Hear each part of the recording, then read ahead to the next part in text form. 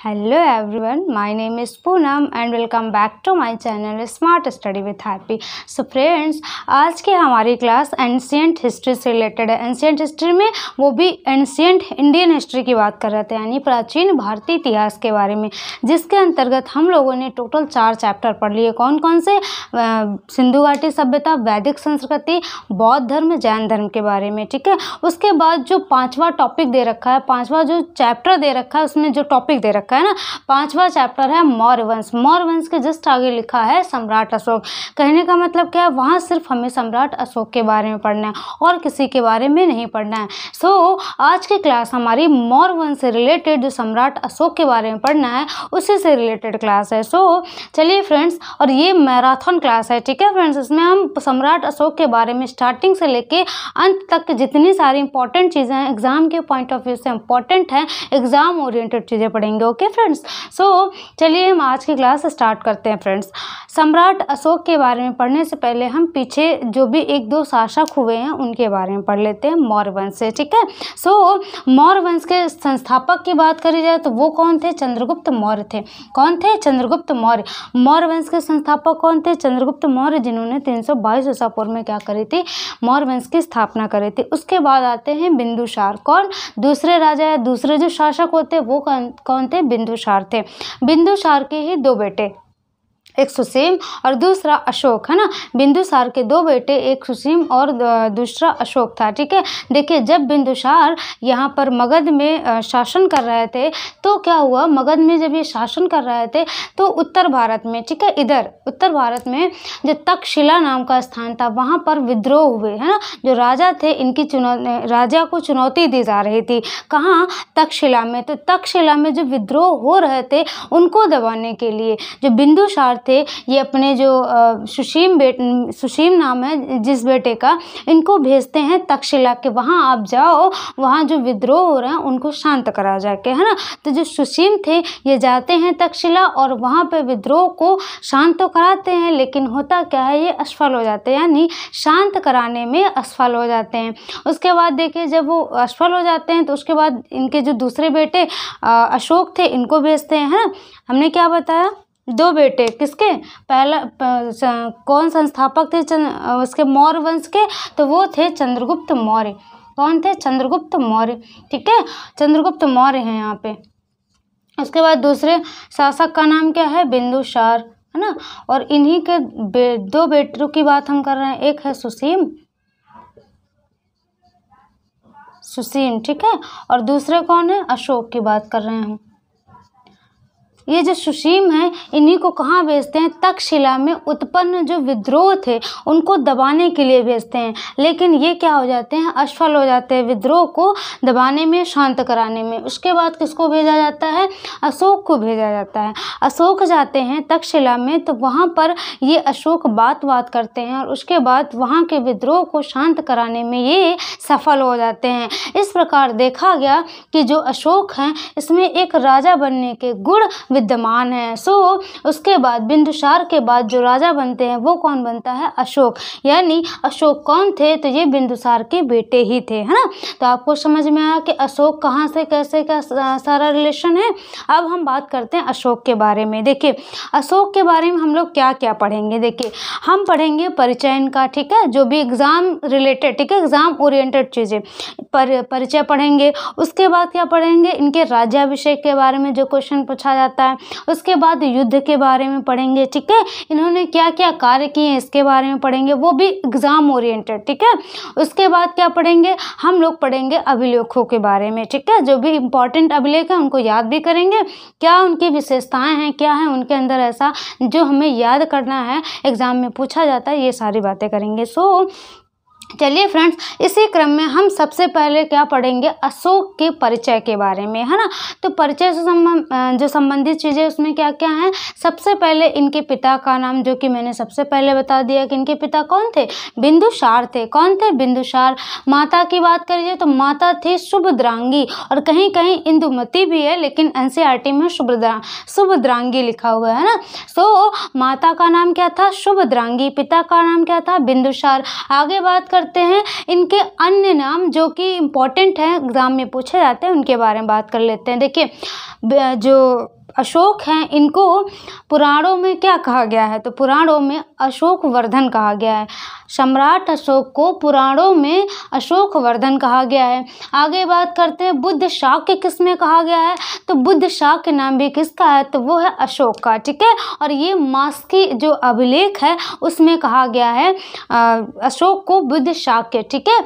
आगे बात करते हैं देवनाम प्रियदर्शी। देवनाम प्रियदर्शी के नाम से अगर बात करी जाए तो मोस्टली जो अभिलेख हैं अशोक के उसमें यही नाम मिलता है, देवनाम प्रियदर्शी। अभी हम बताएंगे कि देवनाम प्रियदर्शी और साथ में अशोक, ये दोनों चीज़ें एक साथ अगर मतलब ये दोनों नाम जो हैं एक साथ किस अभिलेख में मिलते हैं ये भी बताएंगे। अब अभी बता देते हैं मास्की अभिलेख है, ठीक है। सो देखिए अशोक वर्धन कहाँ पर नाम इनका मिलता है, पुराणों में मिलता है, ठीक है।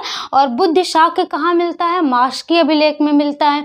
देवनाम प्रियदर्शी कहाँ मिलता है, ये भी मास्की अभिलेख में मिलता है। और बहुत सारे अभिलेख जो हैं उसमें देवनाम प्रियदर्शी मिलता है, लेकिन हमारा क्वेश्चन क्या था कि देवनाम प्रियदर्शी के साथ साथ अशोक यानी ये दोनों नाम एक साथ कहाँ मिलते हैं, तो वो है मास्की अभिलेख। अभी सारी चीज़ें लिखा देंगे, अभी सिर्फ यहाँ पर देख लीजिए, ठीक है। उसके बाद बात करते हैं करमौली। करमौली जो है ये नाम कहाँ मिलता है, तो सिंगली अनुश्रुति हैं दीपवंश और महावंश, ठीक है। ये सिंगली अनुश्रुति हैं, ठीक है, श्रीलंका से रिलेटेड। सिंगली अनुश्रुति हैं कौन कौन सी, दीपवंश महावंश, जिसमें जो दीपवंश है उसमें अशोक का नाम क्या मिलता है, करमौली मिलता है। और ये नाम कहाँ सबसे ज़्यादा फेमस है, तो ये श्रीलंका में फेमस है, ठीक है।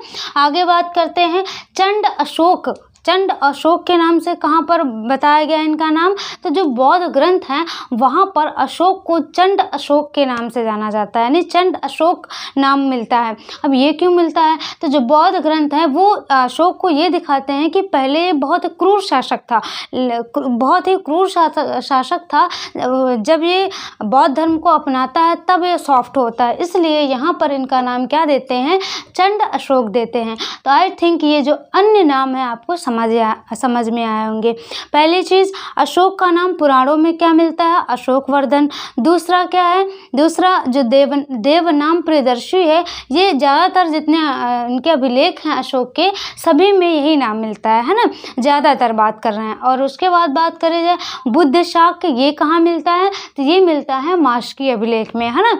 आगे बात करते हैं करमौली, तो सिंगली अनुश्रुति हैं जिनका नाम है दीपवंश और महावंश, जिसमें दीपवंश में करमौली नाम से जाना जाता है। करमौली नाम मिलता है किसका, अशोक का नाम मिलता है। और ये नाम कहाँ प्रसिद्ध है, सबसे ज़्यादा फेमस है, तो वो है श्रीलंका में। आगे बात करते हैं, मैंने बताया बौद्ध ग्रंथों में अशोक को चंड अशोक कहा गया है। क्या बोला गया है, चंड अशोक। ये हुआ अन्य नाम से रिलेटेड। अब सबसे इम्पॉर्टेंट जो पूछा जाता है, इम्पॉर्टेंट तो सारी चीज़ें हैं, लेकिन जो मोस्ट इम्पॉर्टेंट, अशोक का नाम अशोक किन अभिलेखों में मिलता है, अशोक का नाम अशोक किन अभिलेखों में मिलता है, तो वह है टोटल 4 अभिलेख। कितने हैं, 4 अभिलेख हैं जिसमें अशोक का नाम अशोक मिलता है। वो कौन कौन से हैं, एक है मास्की अभिलेख, कौन सा है, मास्की, गुर्जरा, नेट्यूर, और कौन सा है, एक है उद्गोलन, या कहीं पर उद्गोलन भी है, ठीक है। उद्गोलन भी है, उद्गोलन। कौन कौन से टोटल हैं, 4 टोटल हैं। कौन कौन से हैं, मास्की अभिलेख। मास्की अभिलेख कहाँ पर है, मास्की अभिलेख जो है वो है मास्की अभिलेख जो है ना कर्नाटक में है, ठीक है। कहाँ है, कर्नाटक। मास्की अभिलेख कहाँ है, कर्नाटक में है। गुर्जरा कहाँ है, एमपी में है, मध्य प्रदेश, ठीक है। और नेट्यूर, और ये नेत्यूर या कहीं कहीं नेट्यूर में भी मिलता है ना, तो नेट्यूर और उद्गोलन ये दोनों कहाँ हैं, कर्नाटक में। अब इनको याद कैसे रखेंगे, देखिए मास्की अभिलेख कहाँ पर है, कर्नाटक में है, तो मास्क लगाओ नहीं कोरोना हो जाएगा, है ना, तो ये हो गया माँ, और लगाओ नहीं कोरोना हो जाएगा, ये कर्नाटक। ऐसा दिमाग में रख लीजिए कि मास्की अभिलेख कहाँ पर है, वो है कर्नाटक में। और गुर्जरा अभिलेख एमपी में, तो इसको कैसे याद रखेंगे, MP माँ से मदिरा पी के, ठीक है, मदिरा पी के गुजर गए। हाँ, तो इससे याद रखेंगे कि जो गुर्जरा अभिलेख है वो कहाँ है, वो है MP में। आगे बात करते हैं नेट्यूर अभिलेख और उद्गोलन, ये दिमाग में रखना है कि कर्नाटक में है। मास्की, देखो 3 जो अभिलेख हैं, मास्की, नेट्यूर, उद्गोलन या उडगोलन, ठीक है, दोनों या कहीं कहीं गोलम भी मिलता है। उडगोलम, नेट्यूर और मास्की ये तीनों कहाँ हैं, कर्नाटक में है। और एक जो है गुर्जरा अभिलेख जिसमें अशोक का नाम अशोक मिलता है, तो वो कहाँ है, MP में है। अब एक चीज़ और बताते हैं, यहाँ पे एक क्वेश्चन और बनता है कि अशोक का नाम अशोक सबसे पहले किस अभिलेख में देखा गया या किस अभिलेख में पाया गया, तो वो है मास्की अभिलेख, ठीक है। जब सबसे पहले की बात है, ठीक है, तो वो मास्की है। ऐसे टोटल कितने हैं, तो 4 हैं, वो 4 ये हैं। कहाँ है ये भी हमने बताया। अब आगे बात करते हैं हम, ये हुआ इनके इंट्रोडक्शन से रिलेटेड, ठीक है, परिचय क्या था। अब बात करते हैं हम इनके राज्याभिषेक से रिलेटेड, ठीक है, राज्याभिषेक, इससे रिलेटेड बात करेंगे। देखिए इनका जो समय था वो था 273 से 232 ईसा पूर्व। कब से कब तक था, 273 ईसा पूर्व से 232 ईसा पूर्व। लेकिन अब देखिए यहाँ पर क्या होता है, यहीं पर 2 चीज़ें हमें याद रखनी है। इनको सिंहासन मिलता है कब, 273 ईसा पूर्व में, है ना। कब मिलता है, 273 में। और सिंहासन तो मिल जाता है, मतलब ये जो राजा तो बन जाते हैं 273 में, लेकिन इनका राज्याभिषेक कब होता है, 269, 269 ईसा पूर्व। कब, 269 ईसा पूर्व। तो इनके बीच जो गैप था 273 से 269 के बीच, इसमें क्या हो रहा था, तो इसमें इनको जो ये अशोक थे, इनका संघर्ष चल रहा था। अब ये संघर्ष किससे रिलेटेड था, तो बस इसी राजगद्दी से रिलेटेड संघर्ष चल रहा था, ठीक है। किससे, राजगद्दी से रिलेटेड ही संघर्ष चल रहा था, ऐसा कहा जाता है। जो साहित्यिक स्रोत हैं उसमें ऐसा कहा जाता है कि जो अशोक थे, इनके 100 टोटल, ये लोग मिला के कितने 100 भाई थे। थोड़ा सा अतिशयोक्ति है देखा जाए, लेकिन जो है वो बता रहे हैं। ऐसा कहा जाता है कि टोटल कितने 100 भाई थे, जिसमें इन्होंने 99 भाइयों की हत्या करके और 269 पे गद्दी पर बैठते हैं। यही कारण है कि इतना गैप, मतलब इतना टाइम लग जाता है इनके राज्याभिषेक में, इसीलिए, ठीक है। ये राजा कब बनते हैं, तो 273 में, लेकिन राज्याभिषेक कब होता है, वो होता है 269 में, यानी 269 ईसा पूर्व में। क्वेश्चन पूछा जाता है कि जो सम्राट अशोक हैं उनका समय कहाँ से कहाँ तक है, तो अगर ये है 273 से, तो 273 मारेंगे। लेकिन अगर ये पूछे कि राज्याभिषेक कब हुआ था, तो वो हुआ था 269 ईसा पूर्व, ठीक है। अब देखिए जब ये राजा बने थे तो उससे पहले कहीं के राज्यपाल थे, और ये बहुत इंपॉर्टेंट क्वेश्चन है। ये कहाँ के राज्यपाल थे, तो ये थे अवंती के, ठीक है। क्वेश्चन पूछता है कि अशोक राजा बनने से पहले कहाँ के राज्यपाल थे, तो वो कहाँ के थे, वो थे अवंती के। कहाँ के, अवंती के थे, ठीक है। अब आगे बात करते हैं, ये हुआ राज्याभिषेक से रिलेटेड। आई थिंक ये समझ में आया होगा। राज्याभिषेक में मैंने क्या बताया, समय सीमा याद रखनी है, कब से कब तक है, 273 से 232। जो 232 है ना, इसमें इनकी मृत्यु हो जाती है, ठीक है। और 273 में क्या होता है, ये राजा बनते हैं, लेकिन राजा तो बन जाते हैं, लेकिन इनका राज्याभिषेक नहीं होता है, ठीक है। वो कब होता है, 269 में होता है। इतना गैप क्यों हो जाता है, तो यही इसी राज्य सिंहासन के लिए ही ये संघर्ष करते हैं। ऐसा कहा जाता है कि इनके कितने 100 टोटल भाई थे, इनको मिला के ये 99 भाइयों की क्या करते हैं, हत्या करते हैं, और उसके बाद तब जाके कहाँ बैठते हैं, यानी सबको मार के तब राज्याभिषेक करते हैं, ठीक है। कब, 269 में। और जब ये राजा बनते हैं तो उससे पहले कहाँ के राज्यपाल थे, तो अवंती के। कहाँ के, अवंती के राज्यपाल थे, ठीक है। ये क्वेश्चन इंपॉर्टेंट है। आगे बात करते हैं, राज्याभिषेक से रिलेटेड होगा, इंट्रोडक्शन पढ़ लिया हम लोगों ने। अब बात करेंगे युद्ध की, और युद्ध में जो सबसे इंपॉर्टेंट है, जो एग्जाम में पूछा जाता है, वो है कलिंग युद्ध, ठीक है। ये कहाँ पड़ता है, कलिंग देखा जाए तो उड़ीसा में, ठीक है। कलिंग युद्ध कब हुआ था, 261 ईसा पूर्व। सबसे पहले इसमें यही पूछा जाता है कि ये कब हुआ था, तो 200, अगर बेसिक चीज़ें देखी जाए तो 261 ईसा पूर्व में कलिंग युद्ध हुआ था, ठीक है। अब इससे रिलेटेड जो भी इंपॉर्टेंट चीज़ें हैं वो देख लेते हैं। पहली चीज़, कलिंग युद्ध तो 261 में हुआ था, ये तो ठीक है, लेकिन जब जो कलिंग युद्ध हुआ था तब कलिंग की राजधानी क्या थी? तो क्वेश्चन पूछा जाता है कलिंग की राजधानी क्या थी उस टाइम? वो थी तोसली। क्या थी? तोसली थी, है ना। आगे बात करते हैं वहाँ के राजा कौन थे। तो देखिए राजा में अगर राजा की बात करी जाए जिस समय कलिंग का युद्ध हुआ था तो वहाँ के राजा कौन थे, ये विवादित है, ठीक है। लेकिन जो हाथी गुफा अभिलेख है, ठीक है, हाथी गुफा अभिलेख है खारवेल का हाथी गुफा अभिलेख है, इसमें नंदराज को बताया जाता है कि कलिंग के राजा कौन थे? नंदराज थे। यहाँ पर ये विवादित है, उसके बावजूद भी हमने इसलिए बताया ताकि आपको पता चले कि हाथी गुफा अभिलेख जो है ये किसका है ना। इसलिए क्योंकि हो सकता है पूछा जाए कि हाथी गुफा अभिलेख किससे संबंधित है, तो वो है खारवेल का है, और जिसमें जानकारी मिलती है कि कलिंग का जो युद्ध हुआ था उस समय कलिंग के राजा कौन थे? नंदराज थे, ठीक है।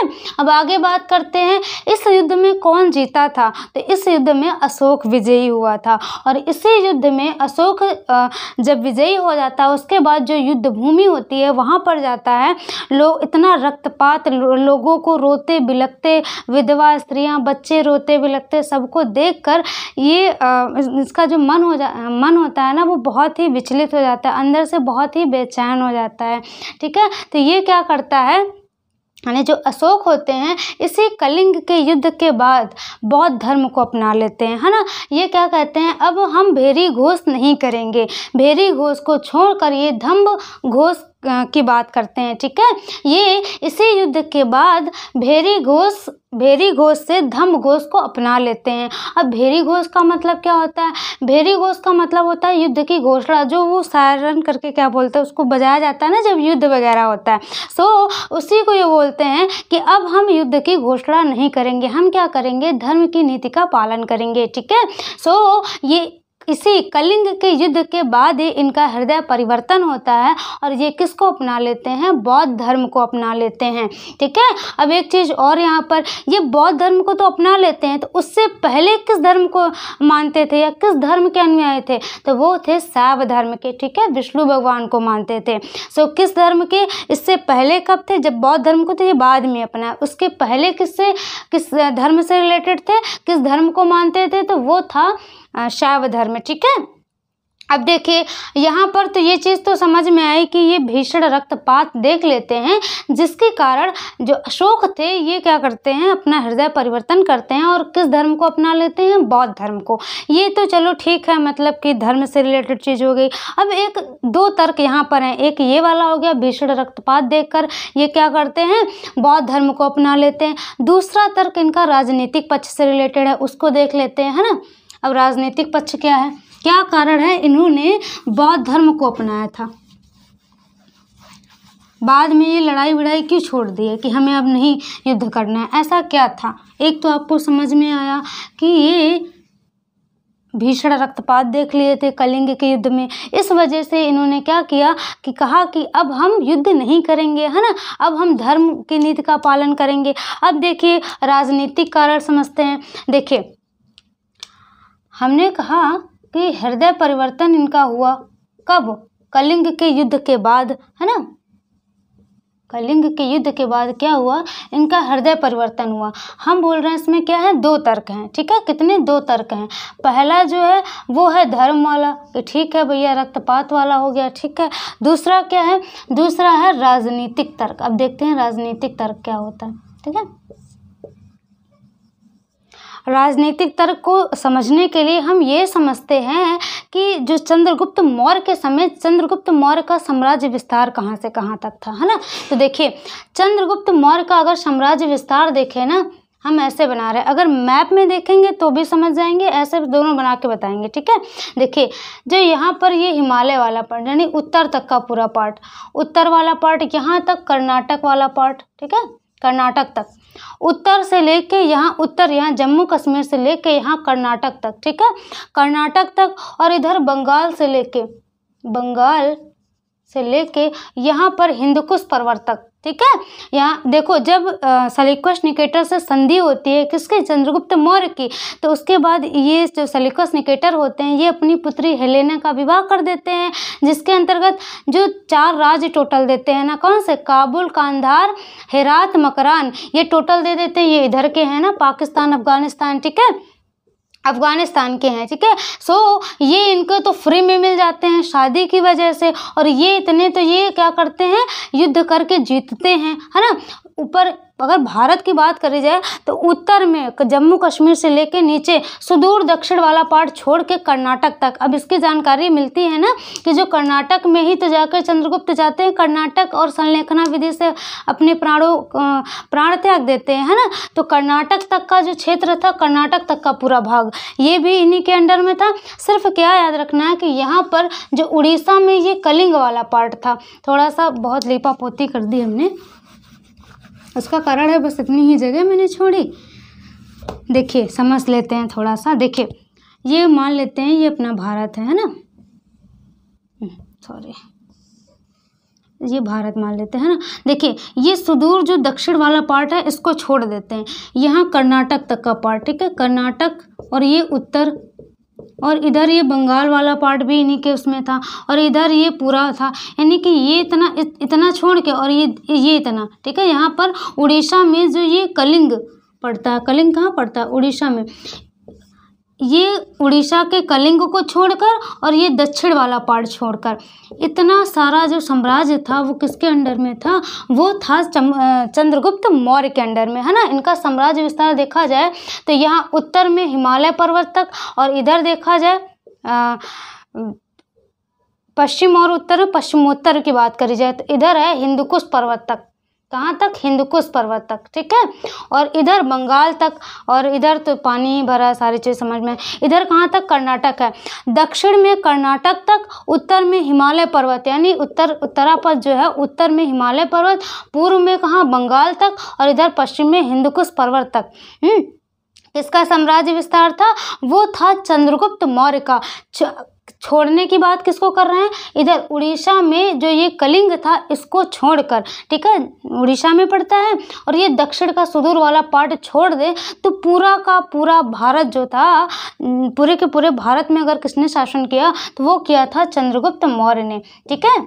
लेकिन किसको छोड़कर, अभी छोड़कर बोल रहे हैं, ठीक है, और उसको भी ऐड कर देंगे तो सबसे पहले किसने किया था, अशोक ने किया था, वो आगे समझ में आएगा, यही समझाने जा रहे हैं। देखिए इतना पूरा जो साम्राज्य था वो किसका था, चंद्रगुप्त मौर्य का था। उसके बाद आते हैं बिंदुसार। बिंदुसार ना ही कुछ जीतते हैं और ना ही कुछ हारते हैं, यानी जितना का जितना ये साम्राज्य था वो पूरा का पूरा था, ठीक है, ना ही कहीं जाता है और ना ही किसी का ये ऐड करते हैं।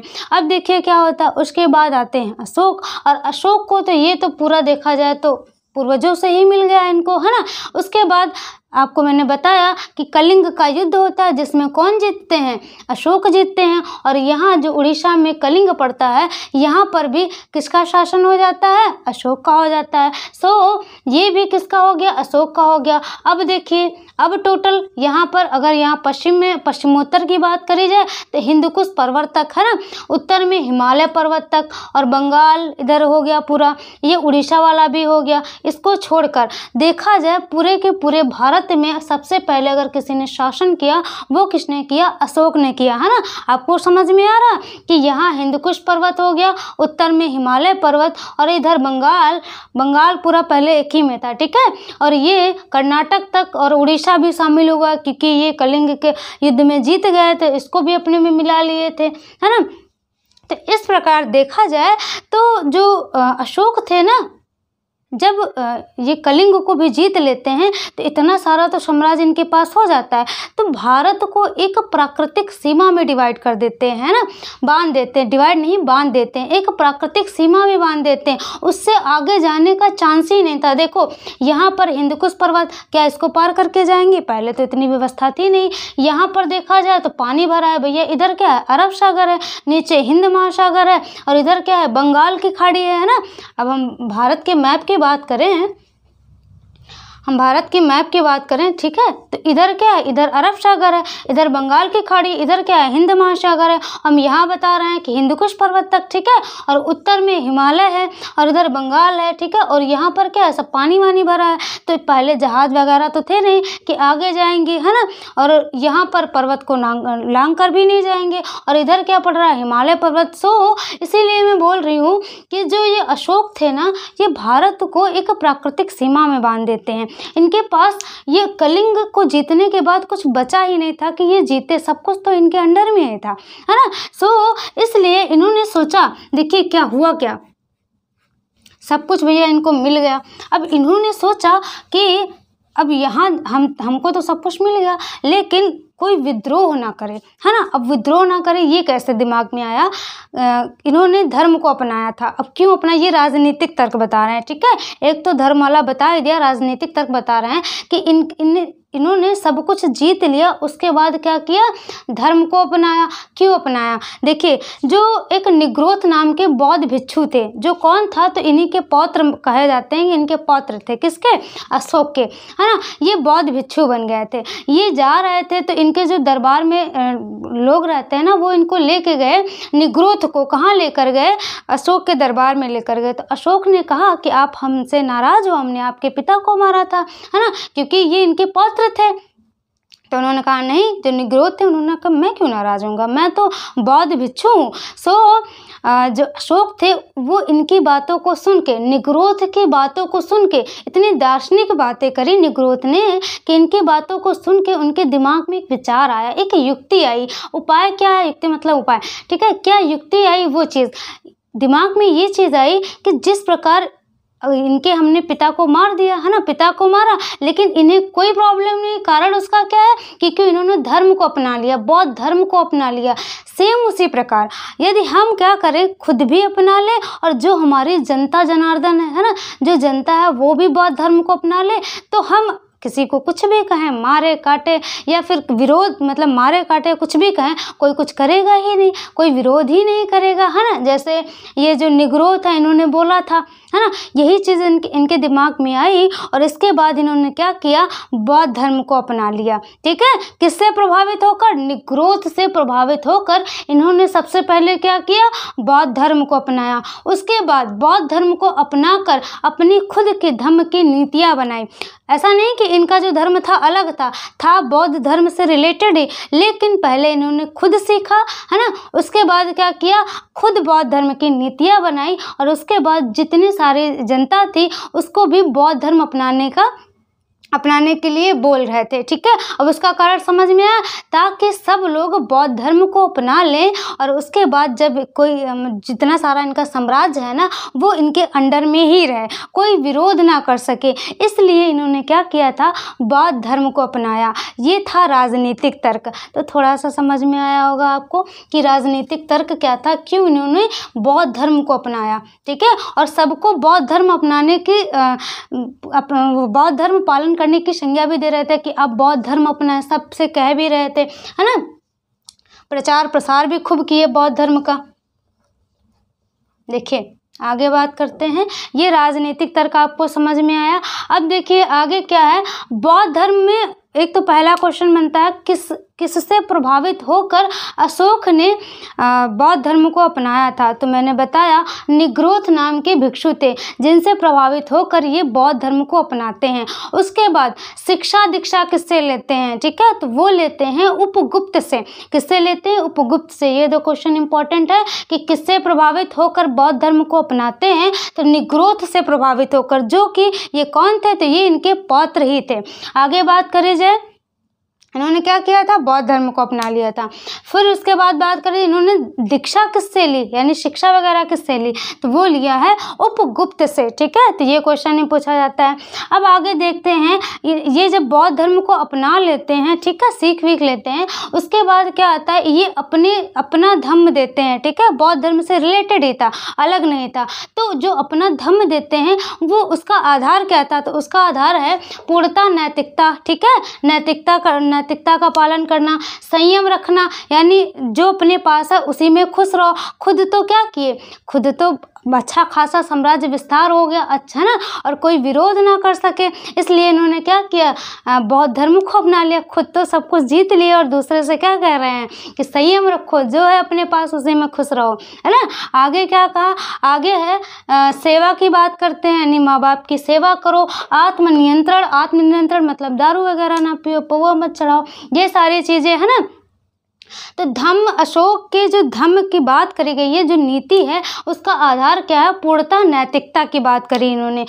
ये क्वेश्चन पूछा जाता है कि पूर्णतः नैतिकता की बात करी किसने बौद्ध धर्म में, तो वो किया था अशोक ने, ठीक है।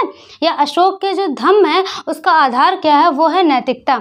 अब बात करते हैं हम कार्यों से रिलेटेड, किसकी बात करते हैं, कौन कौन से कार्य किए थे, एग्जाम के पॉइंट ऑफ व्यू से देखते हैं। सबसे पहला है तृतीय बौद्ध संगीति, इन्हीं के समय क्या हुई थी, आयोजित करी गई थी। तृतीय बौद्ध संगीति का आयोजन करवाया था किसने, अशोक ने करवाया था, ठीक है। किसने करवाया था, अशोक ने। और अध्यक्षकर्ता की बात करी जाए तो वो थे मोगलीपुत्र तिस्स थे, ठीक है। कौन, मोगलीपुत्र तिस्स थे। अब आगे बात करते हैं सांची का स्तूप और भरहुत का स्तूप, ये दोनों कहाँ हैं, एमपी में है, ठीक है, मध्य प्रदेश। भरहुत भी कहाँ है, एमपी में है। ये दोनों स्तूप जो बनवाया किसने था, वो बनवाया था अशोक ने। कहा जाता है इन्होंने आई थिंक 78,000, ठीक है, 78,000 क्या बनाए थे, स्तूप बनवाए थे। थोड़ा सा ये भी हाइपर है, मतलब अतिशयोक्ति है ना, हाइपरबोल के अंतर्गत है, लेकिन जो था उस मैंने यहाँ पे इसको मेंशन नहीं किया, ठीक है, क्योंकि वो पूछा नहीं जाता है।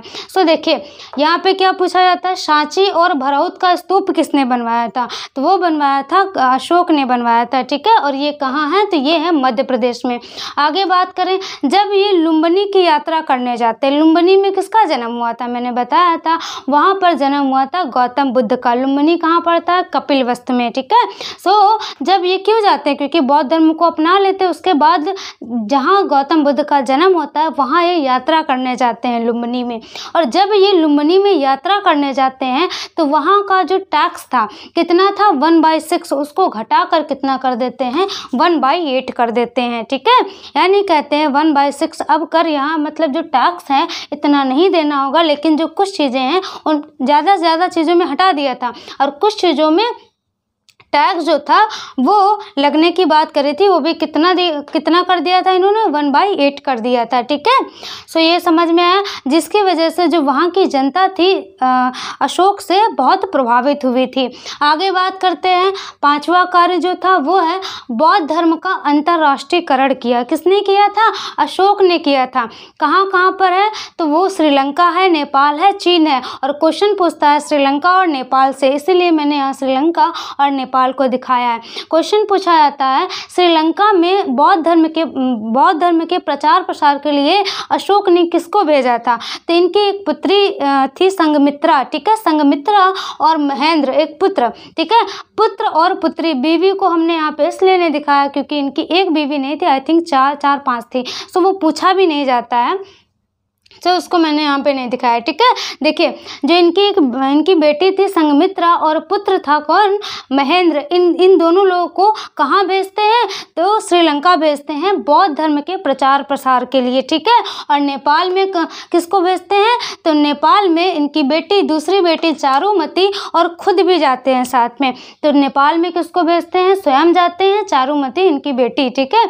और इधर बात करें श्रीलंका में किसको भेजते हैं, तो संघमित्रा और कौन है, महेंद्र। संघमित्रा कौन है, इनकी पुत्री है, और महेंद्र इनके पुत्र हैं। तो इतना समझ में आया कि अंतर्राष्ट्रीयकरण का मतलब क्या हो, जो अपने देश के आसपास के जो देश हैं, ठीक है, वहाँ पर। अब आगे बात करते हैं छठे उसके क्या कार्य हैं, तो वो है श्रीनगर की स्थापना करी थी। किसने करी थी, कश्मीर में जो श्रीनगर है ना, उसकी स्थापना किसने करी थी, अशोक ने करी थी। और ललित पाटन, ये कहाँ पड़ता है, एक नगर है जो कि नेपाल में पड़ता है, इसकी स्थापना भी किसने करी थी, तो वो किया था अशोक ने, ठीक है। श्रीनगर वाला पूछा जाता है।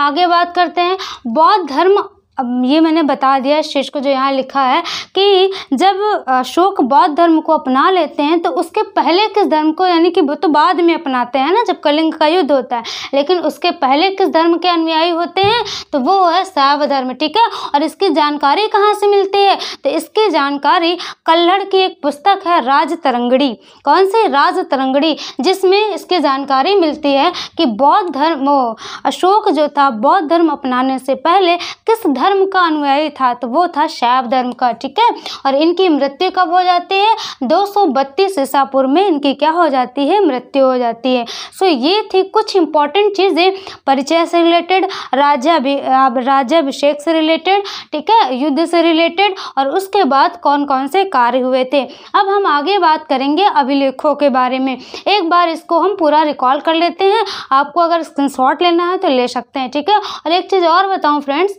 यदि आपको ये सारा नोट्स जैसे जैसे लिखा हुआ है ये सारा नोट्स पीडीएफ के रूप में चाहिए तो हम डिस्क्रिप्शन में टेलीग्राम की लिंक दे देंगे। ठीक है, टेलीग्राम ग्रुप की लिंक दे देंगे तो आप वहाँ से टेलीग्राम ग्रुप को ज्वाइन कर सकते हैं और उसके बाद ये सारी पीडीएफ आपको मिल जाएंगी। ठीक है, सो चलिए एक बार इसको रिकॉल कर लेते हैं क्विकली और उसके बाद आगे बात करते हैं हम अभिलेखों की, है ना। देखिए, सबसे पहला परिचय में बताया पिता का नाम क्या था? बिंदुसार। माता का नाम माता का नाम शुभद्रांगी था। ठीक है, दिमाग में संघमित्रा आ रही थी, शुभद्रांगी, और कहीं कहीं इंदुमती भी मिलता है, लेकिन एनसीईआरटी में शुभद्रांगी लिखा है। आगे बात करते हैं, अन्य नाम में इनका अशोकवर्धन कहाँ मिलता है? पुराणों में मिलता है। इनको और क्या बोला गया है? बुद्ध शाक्य बोला गया है। देव नाम प्रियदर्शी भी बोला गया है। करमौली कहाँ प्रसिद्ध है? श्रीलंका में। चंड अशोक किसे कहा जाता है? यह कहाँ मिलता है? तो बौद्ध ग्रंथों में चंड अशोक मिलता है। क्यों कहा गया? मैंने बताया था कि जो बौद्ध ग्रंथ है ये इनको क्या बतलाना चाहते हैं, इनका कहना है कि ये पहले बहुत क्रूर शासक थे, सॉफ्ट तो तब हुए जब बौद्ध धर्म को अपनाए, सो इसीलिए इनको क्या कहा गया? चंड अशोक कहा गया। आगे बात करते हैं, अशोक का नाम अशोक किस अभिलेख में मिलता है? तो 4 टोटल अभिलेख है, मास्की, गुर्जरा, नेट्यूर, और उसके बाद कौन सा है? उद्गोलन, या कहीं कहीं उद्गोलन भी है, उद्गोलन या उद्गोलम भी है। ठीक है, तो देखिए मास्की अभिलेख पहला ऐसा अभिलेख है जिसमें सबसे पहले अशोक का नाम अशोक मिलता है, और उसके बाद ऐसा तो देखा जाए 4 हैं लेकिन सबसे पहले मास्की में मिला था, और मास्की अभिलेख ही ऐसा अभिलेख है जिसमें अशोक तो मिलता ही है, साथ का साथ देव नाम प्रियदर्शी भी मिलता है। ठीक है, ये नाम भी किसमें मिलता है? मास्की अभिलेख में। गुर्जरा अभिलेख कहाँ है? एमपी में है। ठीक है, मैंने इसको याद करने के लिए बता दिया कि मास्क लगाओ नहीं कोरोना हो जाएगा, तो माँ से हो गया मास्की, और उसके बाद इधर कोरोना, का से हो गया कर्नाटक। ठीक है, गुर्जरा अभिलेख जो है ये कहाँ है? एमपी में। इसको कैसे याद रखेंगे कि मदिरा पीके, एमपी मतलब मदिरा पीके, और ये हो गया गुर्जरा अभिलेख यानी गुजर गए। ठीक है, तो एमपी गुर्जरा। ठीक है, थोड़ा सा माइंड में रखेंगे और ज़्यादा नहीं। आगे बात करते हैं, दिमाग में आ जाएगा। नेट्यूर अभिलेख जो है ये कहाँ है? नेट्यूर और गोलन ये दोनों कर्नाटक में है, तो ये चारों बहुत इंपॉर्टेंट है, दिमाग में रखना। आगे बात करते हैं राज्याभिषेक की, तो इनका टाइम पीरियड है 273 से 232। 273 में ये राजा तो बन जाते लेकिन इनका राज्याभिषेक नहीं होता है। ऐसा कहा जाता है कि ये इनके जो भाई थे टोटल 100 थे इनको मिलाकर। ठीक है, इन्होंने क्या किया था? 99 भाइयों की हत्या करी थी, उसके बाद ये राज्याभिषेक किए थे। कब? 269 ईसा पूर्व में। ठीक है, अब आगे बात करते हैं, जब ये राजा बने थे उसके पहले पूछा जाता है कहाँ के राज्यपाल थे, तो उसके पहले ये अवंती के राज्यपाल थे। आगे बात करते हैं, इधर युद्ध की बात करते हैं, तो युद्ध में अब ये राज्याभिषेक से रिलेटेड होगा। युद्ध में रिकॉल करते क्या है? कलिंग का युद्ध कब होता है? 261। देखिए, जब ये अपने राज्याभिषेक के 8 साल कंप्लीट कर लेते हैं, 8 साल कंप्लीट कर लेते हैं, तो 9वें साल कौन सा युद्ध होता है? वो है कलिंग का युद्ध। ठीक है, कब? 9वें साल कलिंग का युद्ध होता है 261 में, 261 ईसा पूर्व में। और जिस समय कलिंग का युद्ध होता है तो कलिंग की राजधानी क्या थी? तोसली थी। वहाँ के जो राजा थे उसमें तो देखा जाए ये विवादित है, लेकिन हमने इसको यहाँ पे इसलिए लिखा ताकि आपको जो हाथी गुफा अभिलेख है ये पता चले किसका, तो खारवेल का हाथी गुफा अभिलेख है, जिससे ये जानकारी मिलती है कि जो कलिंग का युद्ध है, यानी जो कलिंग का जब युद्ध हुआ था तो वहाँ के राजा कौन थे? वो थे नंदराज थे। ठीक है, और इस युद्ध में जीतता कौन है? अशोक जीतते हैं, और इसी युद्ध में बहुत ज़्यादा रक्तपात, भीषण रक्तपात देख लेते हैं, लोगों को रोते बिलखते देख लेते हैं, तो इनका मन जो होता है काफ़ी भाव विभोर हो जाते हैं, विचलित हो जाते हैं अंदर से, और सोचते हैं कि नहीं, अब हमें युद्ध नहीं करना है, ठीक है। और उसके बाद ये क्या करते हैं, बौद्ध धर्म को अपना लेते हैं, और बाद में बौद्ध धर्म को अपनाते हैं। पहले किस धर्म के थे, तो शैव धर्म के अनुयायी थे, ठीक है। बाद में किसको अपना लेते हैं, बौद्ध धर्म को। ये इसी युद्ध के बाद ये पूछा जाता है, भेरी घोष से धम्म घोष को अपना लेते हैं किस युद्ध के बाद, तो वो है कलिंग के युद्ध के बाद, ठीक है। आगे बात करते हैं, ये जो बौद्ध धर्म, अच्छा एक चीज़ दिमाग में आती नहीं, ठीक है, अगर मतलब कि बहुत ज़्यादा दयालु बन गए थे बाद में, तो जो कलिंग का युद्ध था, जब कलिंग के युद्ध में जीते थे कलिंग को, तो अपने साम्राज्य में क्यों मिला है भैया, इतना ज़्यादा दयालु बन गया था, तो जहाँ जो जीते थे उसको वापस कर देते, वापस नहीं किए, मिला लिए, और उसके बाद क्या किए, बौद्ध धर्म को अपना लिए, ताकि कोई विरोध ना करे। थोड़ा सा कहीं ना कहीं राजनीतिक कारण दिखता है इसमें, है ना। अब आगे बात करते हैं, किसके प्रभाव में इन्होंने बौद्ध धर्म को अपनाया, तो निग्रोथ नाम का एक बौद्ध भिक्षु था, ठीक है, जिसके प्रभाव में आकर ये बौद्ध धर्म को अपनाते हैं। उसके बाद बात करें जाए, इन्होंने दीक्षा किससे ली, यानी शिक्षा वगैरह, तो वो लिया था उपगुप्त से। और जो अशोक के धम्म थे, यानी कि ये पहले खुद सीखते हैं और उसके बाद खुद धम्म की नीतियाँ बनाते हैं और लोगों में उसका प्रचार प्रसार करते हैं, बौद्ध धर्म को अपनाने की बात करते हैं, ठीक है। जो अशोक के धम्म थे वो किस आधार क्या था, तो पूर्णतः नैतिकता पर, आत्मनियंत्रण, संयम रखो, ठीक है, जो अपने पास है खुश रहो उसमें, ये सारी चीज़ें इनके धम्म में कही गई। आगे बात करते हैं इनके कार्य से रिलेटेड, तो वो है तृतीय बौद्ध संगीति का आयोजन पूछा जाता है। आई थिंक ये पूछा भी गया था पिछली बार कि तृतीय बौद्ध संगीति का आयोजन किसके टाइम पीरियड में हुआ था, तो अशोक के टाइम पीरियड में। कौन अध्यक्ष करता था, वो था मोगलीपुत्तिस, ठीक है। ये इसलिए नहीं बताया क्योंकि जो बौद्ध में था ना, उसमें सब जीवनी और शिक्षा के बारे में पढ़ना था, इसीलिए संगीति वगैरह नहीं बताई थी, ठीक है। लेकिन यहाँ पर ये इसलिए इम्पोर्टेंट है क्योंकि पर्टिकुलर हमें अशोक के बारे में पढ़ना है, तो जो जो चीज़ें हैं वो देख लेते हैं। आगे बात करते हैं, सांची का स्तूप और भरहुत का जो स्तूप है, इसका निर्माण किसने करवाया था, अशोक ने करवाया था, ठीक है। और ये कहाँ पढ़ते हैं, मध्य प्रदेश में पढ़ते हैं। आगे बात करते हैं, जब ये लुम्बिनी की, देखे अपने राज्याभिषेक के 20वें वर्ष ये कहाँ जाते हैं, लुम्बिनी जाते हैं यात्रा करने। अपने राज्याभिषेक के 10वें वर्ष ये कहाँ जाते हैं, बोध गया जाते हैं, है ना। 10वें वर्ष कहाँ जाते हैं, बोध गया जाते हैं। वहाँ पर क्या हुआ था, जो गौतम बुद्ध थे उनको ज्ञान की प्राप्ति हुई थी ना बोध गया में। अपने राज्याभिषेक के 10वें वर्ष कहाँ जाते हैं, बोध गया जाते हैं। 20वें वर्ष कहाँ जाते हैं, लुम्बिनी जाते हैं, ठीक है। और जब ये लुम्बिनी जाते हैं तो वहाँ का जो टैक्स था, जो भी कर था, उसको 1/6 था वहाँ का टैक्स, उसको घटाकर 1/8 कर देते हैं, जिसके कारण वहाँ की जनता इनसे काफ़ी खुश होती है, प्रभावित होती है ना। आगे बात करते हैं, राज्याभिषेक के 14वें वर्ष ये किसको क्वेश्चन पूछा जाता है कि किस वर्ष ये बौद्ध धर्म को स्वीकारते हैं। जो ये है ना, ये जो सिंगली अनुश्रुति हैं, दीपवंश और महावंश, उसमें इसकी जानकारी मिलती है कि राज्याभिषेक के 14वें वर्ष में ये क्या करते हैं, बौद्ध धर्म को स्वीकारते हैं।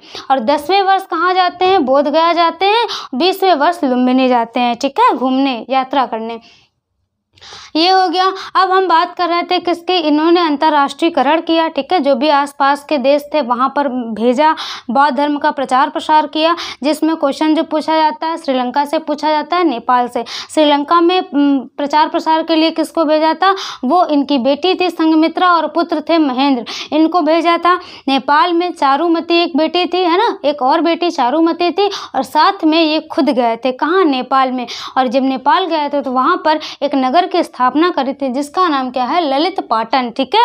और जम्मू कश्मीर में बात करी जाए, कश्मीर में तो श्रीनगर की स्थापना करी थी। और ये तो मैंने बता ही दिया कि बौद्ध धर्म अपनाने से पहले जो ये सम्राट अशोक थे, किस धर्म के अनुयायी थे, वो था शैव धर्म। और इसकी कहीं ना कहीं से जानकारी मिली है ना, इसकी जानकारी कहाँ से मिली है, तो कल्हड़ की बुक है एक, राज तरंगड़ी, जिसमें किसकी जानकारी मिलती है, बौद्ध धर्म को अपनाने से पहले अशोक किस धर्म का अनुयायी था, वो था शैव धर्म का, ठीक है, इसकी जानकारी मिलती है। फिर उसके बाद क्या होता है, 232 ईसा पूर्व में अशोक की क्या हो जाती है, मृत्यु हो जाती है। ये था सम्राट अशोक के बारे में जो बेसिक चीज़ें थी जो कि एग्ज़ाम के पॉइंट ऑफ व्यू से इम्पॉर्टेंट थी। इंट्रोडक्शन क्या, राज्याभिषेक क्या, कार्य क्या है और युद्ध से रिलेटेड। अब बात करेंगे हम किससे रिलेटेड, तो वो करेंगे अभिलेखों से, ठीक है। सो चलिए फ्रेंड्स, अब हम अभिलेखों से रिलेटेड बात कर लेते हैं। ये सारी चीज़ें तो क्लियर हो गई होंगी मेरे हिसाब से। यदि आपको ये सारे नोट्स PDF के फॉर्म में चाहिए तो हम टेलीग्राम ग्रुप का लिंक दे देंगे डिस्क्रिप्शन में। आप वहाँ जाकर टेलीग्राम ग्रुप को ज्वाइन कर लें, आपको सारी चीज़ें मिल जाएंगी, ठीक है। जो जो हम यहाँ लिखते हैं ये सारी चीज़ें आपको मिल जाएंगी।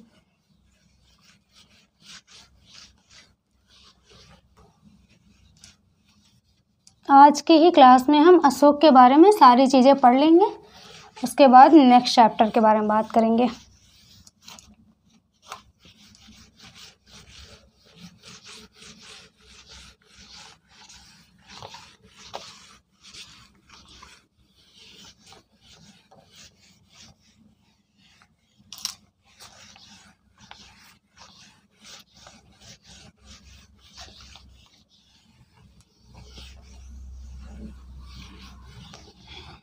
चलिए फ्रेंड्स, अब हम बात करते हैं अभिलेखों की, है ना।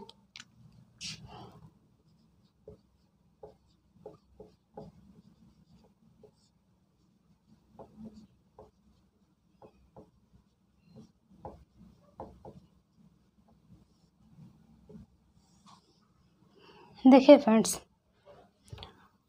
सबसे पहले समझते हैं जो अशोक के अभिलेख हैं इसकी ज़रूरत क्यों पड़ी, ये क्यों, कहाँ पर ये लेख लिखे जाते थे, सबसे पहले ये चीज़ है ना, और क्यों लिखे जाते थे, ये सारी चीज़ समझते हैं, ठीक है। एक मिनट फ्रेंड्स, थोड़ा सा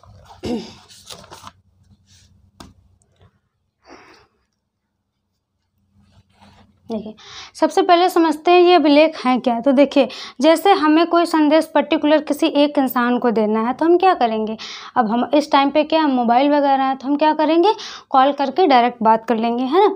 लेकिन अगर हमें बहुत सारे लोगों को देना है तो हम ग्रुप बना लेंगे, ठीक है। उसमें क्या करेंगे, अपना मैसेज दे देंगे कि सबको पता चल जाएगा, ठीक है।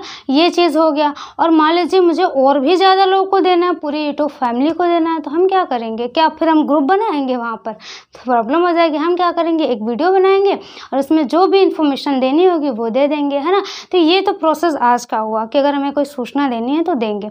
लेकिन जब उस टाइम जब ये मौर्य वंश चल रहा था, मौर्य क्या, अगर हम पीछे की बात करें तो तब तो ये सारी टेक्नोलॉजी थी नहीं। तो तब अगर किसी को कोई संदेश पर्टिकुलर किसी एक इंसान को देना है तो कोई दिक्कत नहीं, उससे बुला के जो संदेश देना हो दे दो, ठीक है। अगर उस क्षेत्र विशेष में देना है तो ठीक है, उसको भी दिया जा सकता है। लेकिन क्षेत्र विशेष में अगर देना है तो क्या हर मतलब एक अपने संदेश को हर घर जा जाकर देंगे ना, वो दिक्कत हो जाएगी। अब देखिए आगे बात करें, अगर मुझे बहुत बड़ी जनसंख्या में देना है तब क्या करेंगे, तो किसी न किसी चीज़ का यूज़ करेंगे ना। तो जो राजा होते थे, जो भी उनका संदेश होता था उसको जिसके माध्यम से देते थे वो थे क्या, अभिलेख थे, ठीक है। वो क्या थे, अभिलेख थे। ये समझ में आया कि ये क्या है, तो ये क्या है, और पहले ये क्या है समझ में आया कि जो राजा का संदेश होता था उसको एक क्षेत्र विशेष में अगर एक बहुत बड़ी जनसंख्या में देना होता था तो उसके लिए दूसरा अभिलेख था, अभी बताएंगे वो क्या है। और अगर किसी क्षेत्र विशेष के लिए था तो उसके लिए अलग था। ये दोनों अलग अलग है, लेकिन ये क्या है, तो संदेश भेजने के लिए एक तरीके से देखा जाए कि जैसे संदेश भेजने के लिए, जैसे अब हम संदेश भेजते हैं तो मोबाइल का यूज़ कर लेते हैं, है ना। तब ये सारी टेक्नोलॉजी थी नहीं, तो संदेश भेजने के लिए एक तरीके से देखा जाए ना तो क्या बोलेंगे उसको, कि उपाय था, ठीक है। वो क्या था, अभिलेखों के माध्यम से। अब देखिए जो अभिलेख थे वो कहाँ लगाए जाते थे, तो जहाँ पर भीड़ भाड़ वाली एरिया हो, ठीक है। जहाँ भीड़ भाड़, जैसे बाज़ार हो गया, है ना, मेले हो गए, भीड़ भाड़ चौराहा हो गया, तो वहाँ पर क्या किए जाते थे, यही जो लेख है, अभिलेख है, यही लगाए जाते थे, ठीक है। और ये कितनी प्रकार के अभी समझ में आएगा तो उसमें ज़्यादा क्लियर होगा, ठीक है। वहाँ लगाए जाते थे ताकि ज़्यादा से ज़्यादा लोग आएंगे तो उसको पढ़ेंगे, देखेंगे, ठीक है। तो देखिए जो ये अभिलेख हैं वो कितने प्रकार के थे, 3 प्रकार के। कितने, 3 प्रकार के।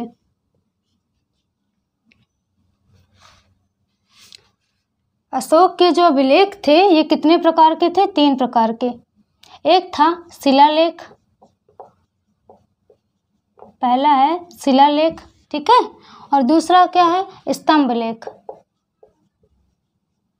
स्तंभ लेख, और तीसरा है गुहा लेख। क्या है? गुहा लेख। अब देखें, ये चीज़ तो समझ में आ रही है कि अपने जो संदेश थे उसको भेजने के लिए राजा किसका प्रयोग करते थे? अभिलेखों का प्रयोग करते थे। 2 तरीके से करते थे। अगर किसी क्षेत्र विशेष में देना होता था तो क्या करते थे? उसके लिए कुछ किसी दूसरे का यूज करते थे। वो किसका यूज करते थे बताएंगे। अगर बहुत बड़ी जनसंख्या में उसको देना रहता था तो उसके लिए किसी दूसरे का यूज करते थे, है ना। तो वही चीज़ यहाँ पर है कि अभिलेखों का प्रयोग करते थे अपनी जो सूचना है उसको अपने पूरे साम्राज्य जितना था वहाँ पे पहुँचाने के लिए, ठीक है। अब देखिए, अब इसको पढ़ने से पहले थोड़ा जान लेते हैं कि जो ये अशोक को ये जो अभिलेखों वाली अभिलेख लिखने वाली जो क्या बोलेंगे उसको, कि अभिलेख लिखने की जो परंपरा है वो किससे सीखा था? तो देखिए, अशोक ने अभिलेख लिखने वाली जो परंपरा है इसको किससे सीखा था? तो वो सीखा था यूनानियों से। किससे सीखा था? यूनानियों से। और यूनानियों में भी दारा प्रथम को, फिलाडेल्फस आई थिंक क्या है, बस देख लेते हैं, सॉरी, यूनानी, एक मिनट, देखिए, अभिलेखों की परंपरा जो किसने, अशोक ने सीखी थी, वो किससे सीखा था? यूनानियों से सीखा था, ठीक है। और बात करी जाए उसमें किससे, तो फारस के एक राजा थे डेरियस प्रथम। कौन थे? डेरियस प्रथम, ठीक है। डेरियस प्रथम से इन्होंने क्या करी थी कि जो अभिलेखों की परंपरा है ना ये सीखी थी, जिसे दारा प्रथम भी कहा जाता है। किससे? डेरियस प्रथम। यहाँ पर आप कहीं लिख लीजिए, डेरियस प्रथम से। ये कौन थे? ये फारस बोलो या यूनानी बोलो, बात वही है, ठीक है। यूनानियों से यूनानी थे और इनसे इन्होंने क्या सीखा था? तो जो अभिलेख लिखने की परंपरा, अभिलेख, फिलाडेल्फस नहीं है, सॉरी फ्रेंड्स, ये डेरियस प्रथम था, ठीक है, दिमाग से उतर गया। तो अभिलेखों की परंपरा, अभिलेख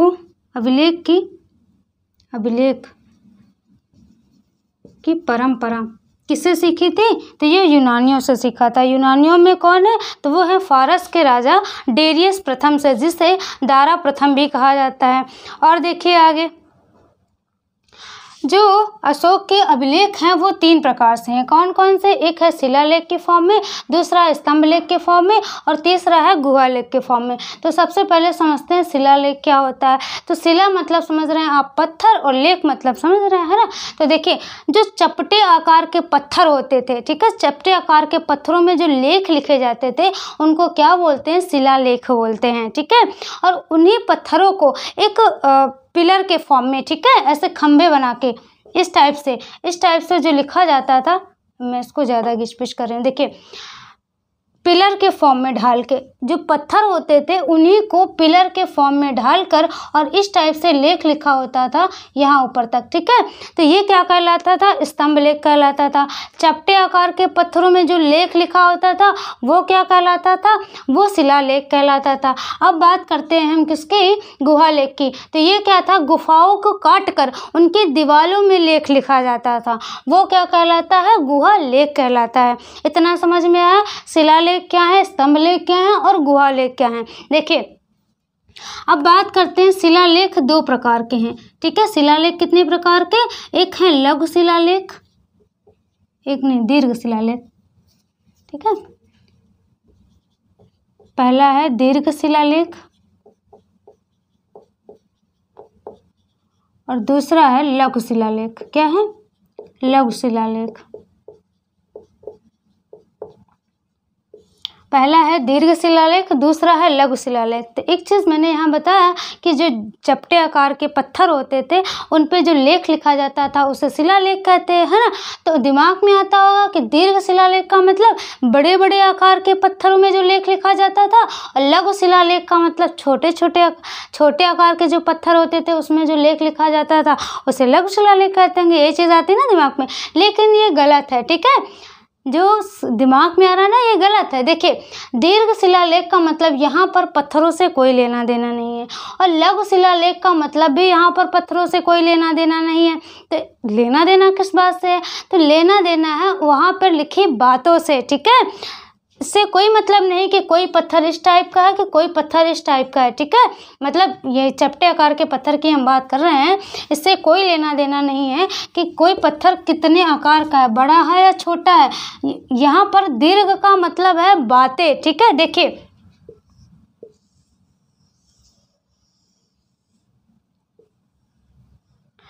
दीर्घ शिलालेख जो है, अब जो हम पढ़ते हैं ना कि टोटल 14 दीर्घ शिलालेखों की संख्या है, वो पत्थर नहीं है, वहाँ पर 14 पत्थर नहीं है। उसका मतलब है जो ये एक पत्थर है उसमें 1 2 3 4 5 6 7 8 9 10 11 12 13 14 बातें लिखी हैं टोटल, ठीक है।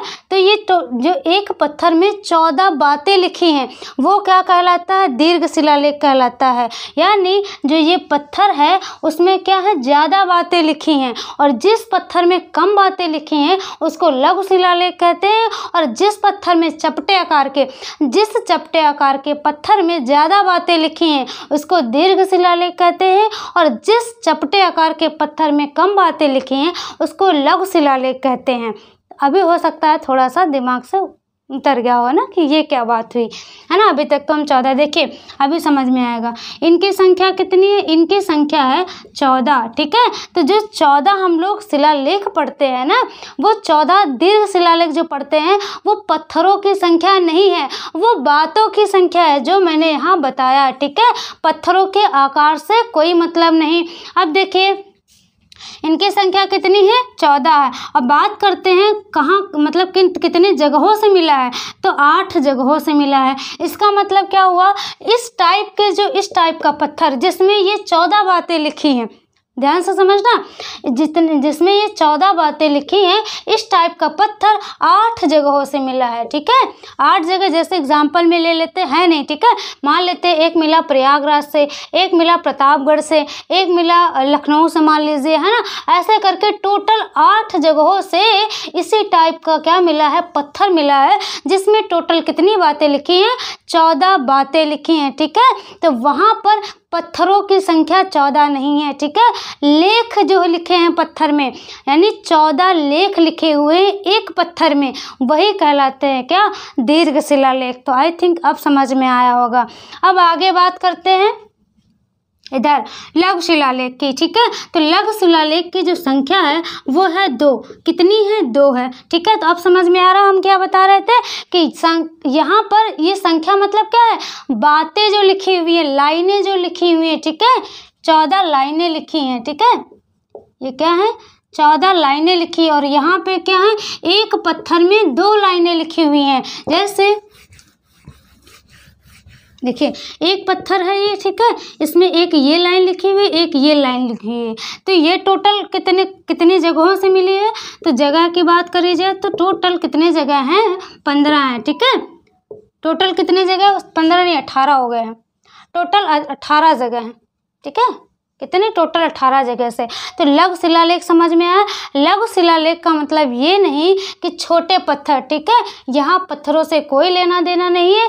लघु शिलालेख का मतलब है यहाँ पर जो पत्थर में जो बातें लिखी है ना, उनकी संख्या कम है, ठीक है। मैंने बताया कि एक पत्थर ये है और एक पत्थर ये है, इसमें 2 बातें लिखी हुई हैं, और इसमें 1 से लेकर 14 तक की बातें लिखी हुई हैं। मान लीजिए 14 लाइनें हैं, तो ये क्या कहलाएगा? दीर्घ शिलालेख कहलाएगा, और ये लघु शिलालेख कहलाएगा। अब लघु शिलालेख, दीर्घ शिलालेख आपको समझ में आया होगा, है ना।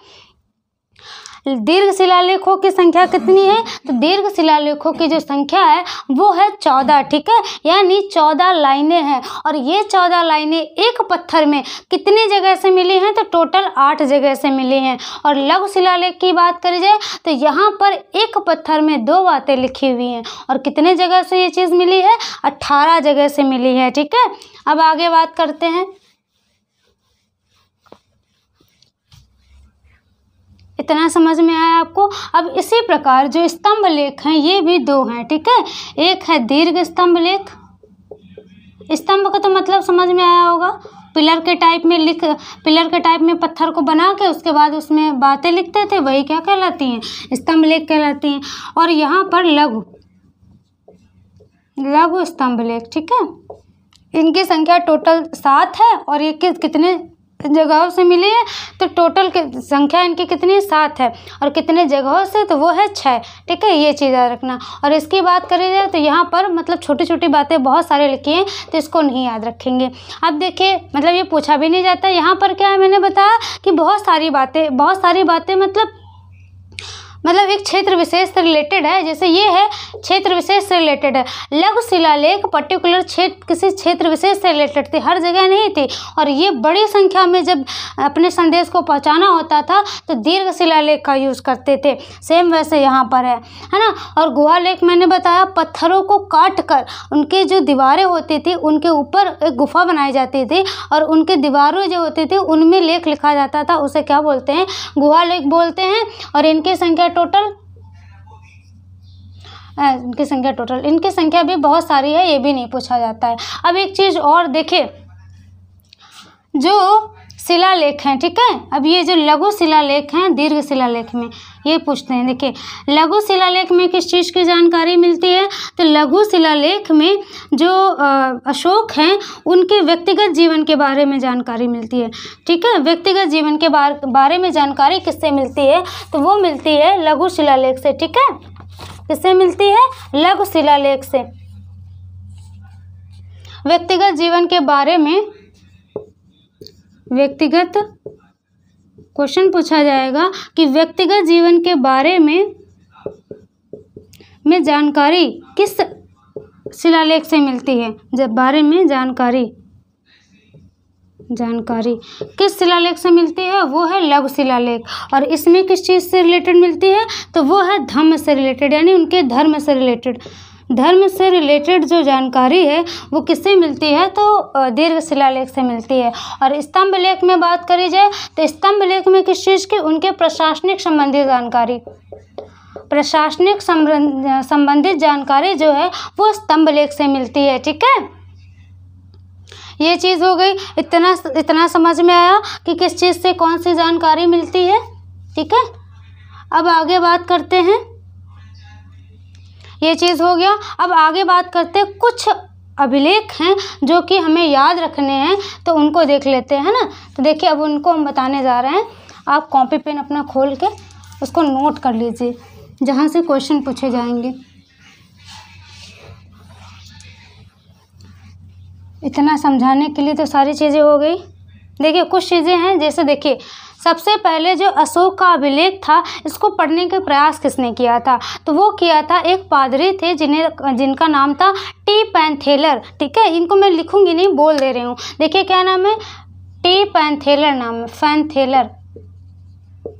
इन्होंने क्या किया था, सबसे पहले अशोक के अभिलेख जो थे उनको पढ़ने का प्रयास किया था, ठीक है। अशोक के अभिलेखों को पढ़ने का प्रयास सबसे पहले इन्होंने किया, लेकिन ये क्या हो जाते हैं, असफल हो जाते हैं। उसके बाद 1837 में सबसे पहले अगर किसी ने पढ़ा था, वो पढ़ा था जेम्स प्रिंसेप। कौन है, जेम्स प्रिंसेप। ये हम यहाँ साइड में लिखे दे रहे हैं, आप लिख लीजिए इसको। देखिए अशोक के अभिलेखों को सबसे पहले पढ़ने का प्रयास किसने किया था, तो वो किया था टी पैंथेलर ने, लेकिन ये असफल हो जाते हैं, ठीक है। उसके बाद कौन आते हैं, उसके बाद आते हैं जेम्स प्रिंसेप। 1837 में इन्होंने सबसे पहले अशोक के अभिलेखों को पढ़ा था। तो ये 2 पॉइंट यहाँ पर रख लीजिए। सबसे पहले मैंने अभिलेख क्या होते बताया, अपनी सूचना को जनता जनार्दन तक पहुँचाने के लिए राजा जिस चीज़ का यूज करते थे उसे क्या कहते हैं, अभिलेख कहते हैं। अभिलेख टोटल कितने प्रकार के, 3 प्रकार के थे। एक है शिलालेख, एक है स्तंभ लेख, एक है गुहालेख। शिलालेख चपटे आकार के जो पत्थर होते थे उसमें जो लेख लिखा जाता था शिलालेख कहलाता था। स्तंभ लेख पिलर के आकार के पत्थरों में जो लेख लिखे जाते थे स्तंभ लेख कहलाते थे। गुहालेख जो होते थे वो क्या होते थे, तो पत्थरों को काट कर गुफा बनाई जाती थी, उनकी दीवारों में जो लेख लिखे जाते थे गुहालेख कहलाते हैं, ठीक है। अब इसके बाद मैंने बताया था जो अशोक के अभिलेख हैं वो ज़्यादातर ब्राह्मी लिपि में है, ठीक है। किस लिपि में है? ब्राह्मी लिपि में, इसलिए जल्दी कोई पढ़ नहीं पाता था, ठीक है। सबसे पहले किसने प्रयास किया था? टी पैंथेलर ने किया था, ठीक है। लेकिन ये असफल हो जाते हैं 1837 में। फिर सबसे पहले अगर किसी ने पढ़ा तो जेम्स प्रिंसेप ने पढ़ा था। तो ये चीज़ें आपको क्लियर हुई। अब हम कुछ चीज़ें बताने जा रहे हैं, इसको साफ करेंगे, जहाँ से क्वेश्चन और भी ज़्यादा इंपॉर्टेंट है बनते हैं, तो उनकी बात कर लेते हैं। हम किसकी बात करने जा रहे थे? शिलालेख की बात करने जा रहे थे, ठीक है। ये पूछा जाता है। देखिए, शिलालेख जो हैं वो दो प्रकार के मैंने बताया। एक है दीर्घ शिलालेख। अब दीर्घ शिलालेख का मतलब समझ में आया?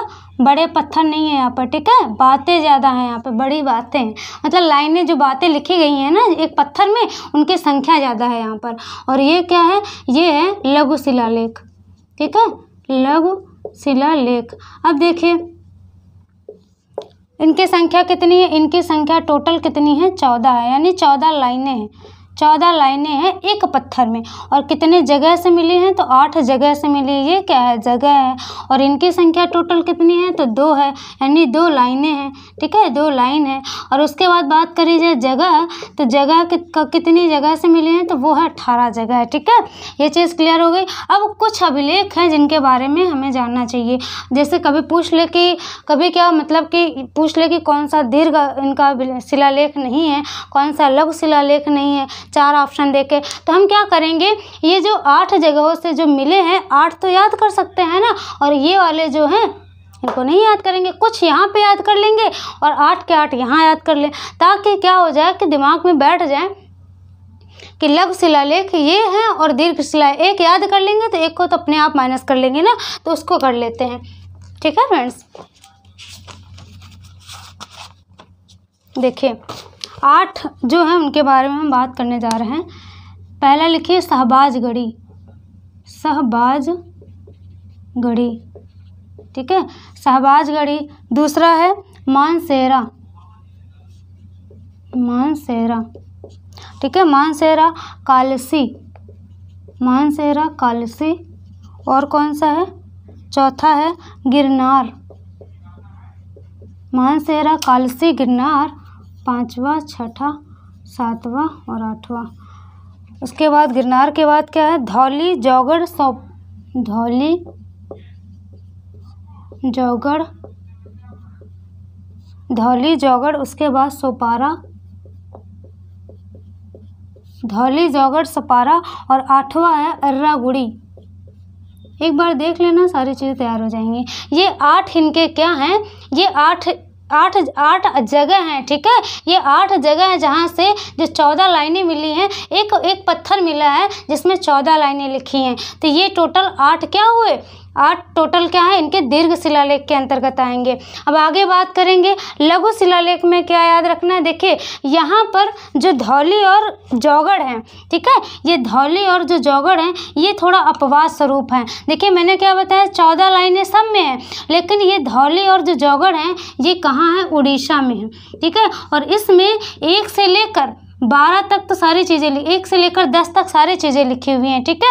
और उसके बाद 11, 12, 13 ये 3 लाइनें खाली हैं, और उसके बाद एक लाइन खींची हुई है। उसके बाद फिर से 1 से लेकर 11, 12, 13, 14, ठीक है, इतना खाली है। और पहली और दूसरी फिर से लिख दी गई है। तो देखिए क्या होता है, यहाँ पर 1 से लेकर 10 तक बात करी गई है। उसके बाद फिर ये खाली कर दिया गया है, एक लंबी सी लाइन। मान लीजिए समझ नहीं आ रहा, देखिए जैसे ये पत्थर है, ठीक है, ये पत्थर है, कौन सा? दीर्घ शिलालेख वाला, ठीक है। इसमें पत्थर बड़ा नहीं है। एक पहली लाइन लिखी हुई है ना, और ऐसे करते हुए टोटल कितनी? 10 लाइनें लिखी हैं, 10वीं लाइन लिखी है। उसके बाद बीच में खाली है, ऐसे लाइन एक बनी हुई है, फिर पहला दूसरा जो पहला और दूसरी लाइन है ना फिर से लिखी गई है। ऐसा क्यों किया गया है? जो बीच में है उनको क्यों खाली किया गया? देखिए ये कहाँ है? उड़ीसा में है। अगर आप बात करें कलिंग के युद्ध का वर्णन किस में है, तो 13वीं लाइन है ना, उसमें किसका? कलिंग के युद्ध का वर्णन है। अगर ये यहाँ पर वो भी लिख देंगे, और ये लगा कहाँ है? पत्थर ये लगा हुआ है, मतलब ये जो दीर्घ शिलालेख है ये कहाँ है? उड़ीसा में है। तो उड़ीसा के लोग हैं उनको लगेगा ना कि ये हमारे पर अत्याचार किए थे, इसलिए क्या किया गया, यहाँ पर ये लाइनें मिसिंग है, ठीक है। 10 तक का लिखा गया, उसके बाद नहीं लिखा गया, फिर 1 2 को दोबारा लिख दिया गया है। तो समझ में आया क्यों ये अपवाद स्वरूप है, ठीक है। ये क्या है, अपवाद स्वरूप है। इसमें टोटल 14 लाइनें नहीं मिलती हैं, और यहाँ पर और देखा जाए सब में 14 लाइनें हैं। अब इधर बात करते हैं, कुछ लघु शिलालेख है जिनके बारे में हमें लिखना है, ठीक है। वो लघु शिलालेख कौन कौन से हैं, उनके बारे में कुछ इंपॉर्टेंट चीज़ें हैं।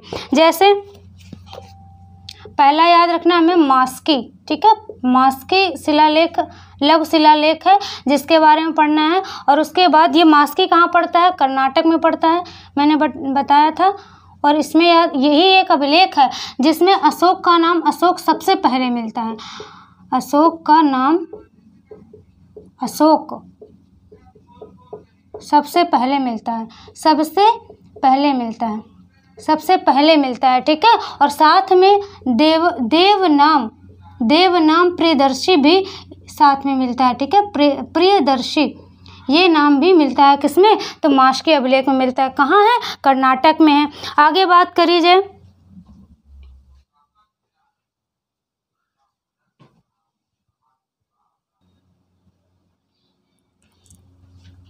चलिए फ्रेंड्स आगे बात करते हैं। हम लघु शिलालेख की बात कर रहे थे, जिसमें देखिए मास्की पहला याद रखना है, जिसमें क्या है, ये कहाँ है, तो कर्नाटक में है। और कर्नाटक में इसका विशेष बात क्या है इसके अंदर, तो वो है अशोक का नाम अशोक सबसे पहले किस अभिलेख में मिलता है, तो वो है मास्की अभिलेख, ठीक है। और उसके साथ साथ अशोक का नाम अशोक तो मिलता ही है, अशोक के साथ साथ देव नाम प्रियदर्शी भी किस अभिलेख में मिलता है, तो वो है मास्की अभिलेख में, ठीक है। आगे बात करते हैं, अशोक का नाम अब अशोक जो है कितने अभिलेखों में मिलता है, टोटल 4 था, मैंने पहले ही बताया, मास्की, गुर्जरा, नेट्यूर और क्या था, एक था उद्गोलन। इन चारों में अशोक का नाम अशोक मिलता है, लेकिन जो मास्की है इसमें अशोक का नाम अशोक सबसे पहले मिलता है, ठीक है। गुर्जरा कहाँ है, एमपी में है। उसके बाद याद रखना है अहरौरा, कौन सा, अहरौरा। और ये इम्पॉर्टेंट है, ये कहाँ है, यूपी में है, ठीक है, उत्तर प्रदेश में। और एकमात्र लघु शिलालेख है कहाँ का, यूपी का, तो ये याद रखना। आगे बात करते हैं रुम्मीनदेई अभिलेख, कौन सा, रुम्मीनदेई अभिलेख, ये सबसे छोटा अभिलेख है। अशोक का सबसे छोटा अभिलेख कौन सा है, रुम्मीनदेई अभिलेख, जो कि किससे संबंधित है, अशोक के जन्म से संबंधित है। मैंने बताया था जो ये लघु शिलालेख हैं ये अशोक के व्यक्तिगत जीवन से संबंधित है और ये धर्म से संबंधित है, ठीक है। और बात करते हैं स्तंभ लेखों की, तो ये प्रशासनिक जीवन से संबंधित है, प्रशासनिक कार्यों से संबंधित है। इसमें मैं बात कर रही थी रुम्मीनदेई की। रुम्मीनदेई जो है सबसे छोटा अभिलेख है और ये किससे संबंधित है, अशोक के जन्म से संबंधित है। आगे बात करते हैं कौशाम्बी अभिलेख, कौन सा, कौशाम्बी अभिलेख। कौशाम्बी अभिलेख जो है उसमें रानी का अभिलेख कहा जाता है उसको, ठीक है। कौशाम्बी अभिलेख को रानी का अभिलेख कहा जाता है, क्यों, क्योंकि जो अशोक की सबसे प्रिय पत्नी थी, 3-4 पत्नी थी, ठीक है, उसमें जो सबसे प्रिय पत्नी थी वो थी कारुवकी, जिसका नाम था, क्या नाम था, कारुवकी। कारुवकी द्वारा दिए गए दान की चर्चा है किसमें, कौशाम्बी अभिलेख में, ठीक है। और इसीलिए इसको क्या कहा जाता है, रानी का अभिलेख कहा जाता है। आगे है सन्नाती। सन्नाती जो है इसका नवीनतम अभिलेख है। सन्नाती कैसा है, नवीनतम अभिलेख है, ठीक है। और 7वां याद रखना है भाब्रू। भाब्रू की जो विशेषता है भाब्रू अभिलेख की वो ये है कि ये ना चट्टान, मतलब एक पत्थर में तो ठीक है, लेकिन गोल आकार के पहिए नुमा संरचना बनी है, जिसमें क्या लिखा हुआ है, लेख लिखा हुआ है, ठीक है। तो उसके जो स्ट्रक्चर है ना वो पहिए के आकार का है। तो पूछा जाएगा कौन सा ऐसा अभिलेख है जो पहिए का आकार का है, तो वो है भाब्रू अभिलेख, ठीक है। तो लिखा मैंने गोल पहियानुमा चट्टान से बना हुआ अभिलेख है ये, ठीक है, जिसमें लेख लिखा हुआ है। तो ये हुआ लघु शिलालेख से रिलेटेड कुछ चीज़ें हमें याद रखनी है, इतने जो कि इंपॉर्टेंट जैसे क्वेश्चन बनते हैं। आगे बात करते हैं स्तंभ लेख की। स्तंभ लेख टोटल 7 है, मुझे 7 के 7 ही याद रखने हैं, 3 याद रखने हैं। देखिए पहला याद रखना है प्रयाग स्तंभ लेख, ठीक है। जो प्रयाग स्तंभ लेख है ये सबसे पहले कौशाम्बी में था। कौशाम्बी से प्रयागराज लाया गया, कौन लाया था, अकबर लाए थे, ठीक है। अब आगे बात करते हैं दिल्ली टोपरा। इसे दिल्ली टोपरा क्यों कहते हैं और दिल्ली मेरठ दोनों साथ याद करते हैं। देखिए पहले जो टोपरा अभिलेख और मेरठ अभिलेख, एक टोपरा अभिलेख था जो कि कहाँ टोपरा में था और मेरठ अभिलेख मेरठ में था, है ना। तो जो फिरोज शाह तुगलक थे ये जब टोपरा अभिलेख को और मेरठ के अभिलेख को सबसे पहले ये पहचानते हैं, ठीक है। और पहचानने के बाद क्या करते हैं, इन अभिलेखों को दिल्ली ले आते हैं, तब इनका नाम हो जाता है दिल्ली टोपरा और दिल्ली मेरठ। समझ में आया। और उसके बाद ये क्या करते हैं, पढ़ने की कोशिश करते हैं लेकिन पढ़ नहीं पाते क्योंकि ये फारसी होते हैं ना, तो ये ब्राह्मी लिपि में लिखे होते हैं। सो ये इनको क्या करते हैं, पढ़ नहीं पाते हैं। सो ये असफल हो जाते हैं। कहने का मतलब सो जो स्तंभ लेख है उनकी बात कर रहे हैं हम कि जो दिल्ली टोपरा है और दिल्ली मेरठ है, ये पहले एक टोपरा में था एक मेरठ में था। इनको दिल्ली लाया कौन, वो लाए थे फिरोज शाह तुगलक। ये कौन है, सल्तनत काल के एक राजा हैं। तो ये 3 याद रखने हैं। प्रयाग स्तंभ पहले कौशाम्बी में था, इलाहाबाद लाया गया। प्रयागराज में कौन लाया, अकबर। और एक टोपरा और मेरठ है, ये पहले टोपरा में था एक मेरठ में था। दिल्ली कौन लाया, तो फिरोज शाह तुगलक लाए थे। इतनी चीज़ें याद रखनी है स्तंभ लेख से और शिलालेख से। गुहा लेख में हमें कुछ नहीं याद रखना है, ठीक है।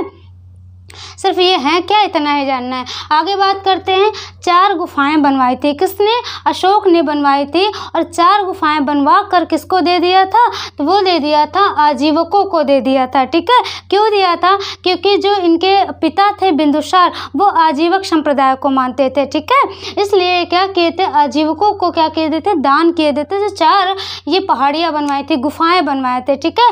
वो कहाँ बनवाए थे गुफाएं, जो 4 गुफाएं बनवाई थी वो कहाँ बनवाई थी, तो बराबर की पहाड़ियों में बनवाई थी, ठीक है। बराबर की पहाड़ियों में अशोक ने 4 गुफाएं बनवाई थी और जिसको उन्होंने किनको दान कर दिया था, आजीवकों को। वो 4 कौन कौन से हैं, कर्ण, चौपट, सुदामा, विश्व झोपड़ी। कौन कौन से, कर्ण, चौपट, सुदामा, विश्व झोपड़ी, ये 4 इनके नाम हैं, ठीक है। जो इन्होंने गुफाएं बनवाई उनका नाम है ये। और ये गुफाएं किसको दान दे दिए थे, तो वो दे दिए थे आजीवकों को। तो ये हुई शिलालेख से रिलेटेड। अब एक बार फिर से रिकॉल कर लेते हैं। देखिए शिलालेख की बात करें 2 प्रकार के हैं, एक है दीर्घ शिलालेख, एक है लघु शिलालेख। दीर्घ शिलालेखों की संख्या कितनी है, 14 है, जो 8 जगहों से प्राप्त हुई। लघु की 2 है और जो 18 जगहों से प्राप्त हुई। दीर्घ शिलालेखों में शहबाजगढ़ी, मानसेरा, कालसी, गिरनार, धौली, जौगढ़, सोपरा, एर्रागुडी। और लघु शिलालेख की बात करें तो मास्की हो गया। सारे नहीं याद करने हमें कि टोटल 18 जगहों से मिले तो 18 के 18 याद करें, है ना। हमें क्या करना है, कुछ इंपॉर्टेंट याद करना है। जैसे पहला मास्की है जो कि कर्नाटक में है। इसमें अशोक का नाम अशोक सबसे पहले मिलता है और अशोक के साथ साथ देवा नाम प्रियदर्शी भी नाम मिलता है। उसके बाद दूसरा गुर्जरा अभिलेख है, इसमें भी अशोक का नाम अशोक मिलता है। और अहरौरा है जो कि कहाँ है, यूपी में, ये याद रखना, ठीक है। और एकमात्र अभिलेख है जो कहाँ है, यूपी में मिलता है। रुमिनदेह अभिलेख जो है ये सबसे छोटा अभिलेख है। अशोक के किससे संबंधित है, तो जन्म से संबंधित है। कौशाम्बी अभिलेख जो है रानी का अभिलेख कहा जाता है क्योंकि अशोक की सबसे प्रिय रानी कारुवती के इन्होंने दान दिया था, तो उसकी चर्चा किसमें है, इस अभिलेख में है। सन्नाती अभिलेख जो है सबसे नया अभिलेख है, ठीक है, नवीनतम। भाब्रू अभिलेख जो है ये पहिए के आकार का बना हुआ है, एक पहिए के आकार का पत्थर बना हुआ है जिसमें लेख लिखा हुआ है, तो वो कौन सा है, भाब्रू अभिलेख। स्तंभ लेख में टोटल 7 हैं, 6 जगहों से मिला है। हमें टोटल नहीं याद रखने हैं, सिर्फ 3 याद रखने हैं। प्रयाग स्तंभ जो है ये कहाँ पर पहले था, कौशाम्बी में। कहाँ बाद में लाया गया, प्रयागराज में लाया गया। कौन लाया था, अकबर। दिल्ली टोपरा, दिल्ली मेरठ, ये कौन लाया था, पहले एक टोपरा में था एक मेरठ में था। लाया कौन था, फिरोज शाह तुगलक दिल्ली लाए थे। इतना याद रखना है। उसके बाद 4 गुफाएं बनवाई थी अशोक ने जो कि आजीवकों को दान कर दिया था। वो कौन से थे, कर्ण, चौपट, सुदामा, विश्व झोपड़ी। अगर ये याद ना रहे तो इसके लिए क्या है, अगर सुदामा झोपड़ी नहीं बनवाएंगे तो कर्ण को ले लीजिए, कर्ज लेकर वो चौपट हो जाएंगे, है ना। अगर किराए के मकान में रहेंगे तो क्या हो जाएंगे, चौपट हो जाएंगे। तो सुदामा अगर झोपड़ी नहीं बनवाएंगे तो कर्ज लेकर क्या हो जाएंगे, चौपट हो जाएंगे। इतने पैसे नहीं हैं इनके पास, ठीक है। तो ये हो गया 4 गुफाएं। तो ये एक बार अब अगर आप स्क्रीनशॉट लेना चाहते हैं तो ले सकते हैं। अब हम आगे बात करेंगे जो ये 14 लाइनें हैं ना, यही 14 लाइनें ही हम लोग पढ़ते हैं, है ना। 14 दीर्घ शिलालेख नहीं है, 14 लाइनें पढ़ते हैं। एक जो पत्थर है उसमें जो 14 लाइनें हैं उन्हीं को पढ़ते हैं, है ना। तो वो देख लेते हैं एक बार उनमें क्या बातें कही गई। मुझे हम लोग को 14 की 14 नहीं पढ़नी है, ठीक है। 5 लाइनें सिर्फ पढ़नी है जो कि एग्जाम के पॉइंट ऑफ व्यू से इम्पॉर्टेंट है और उन्हीं को हम यहाँ पर लिखेंगे, ठीक है। तो चलिए फ्रेंड्स हम इनको साफ कर देते हैं। आगे जो 14 लाइनें हैं ना उनको देख लेते हैं।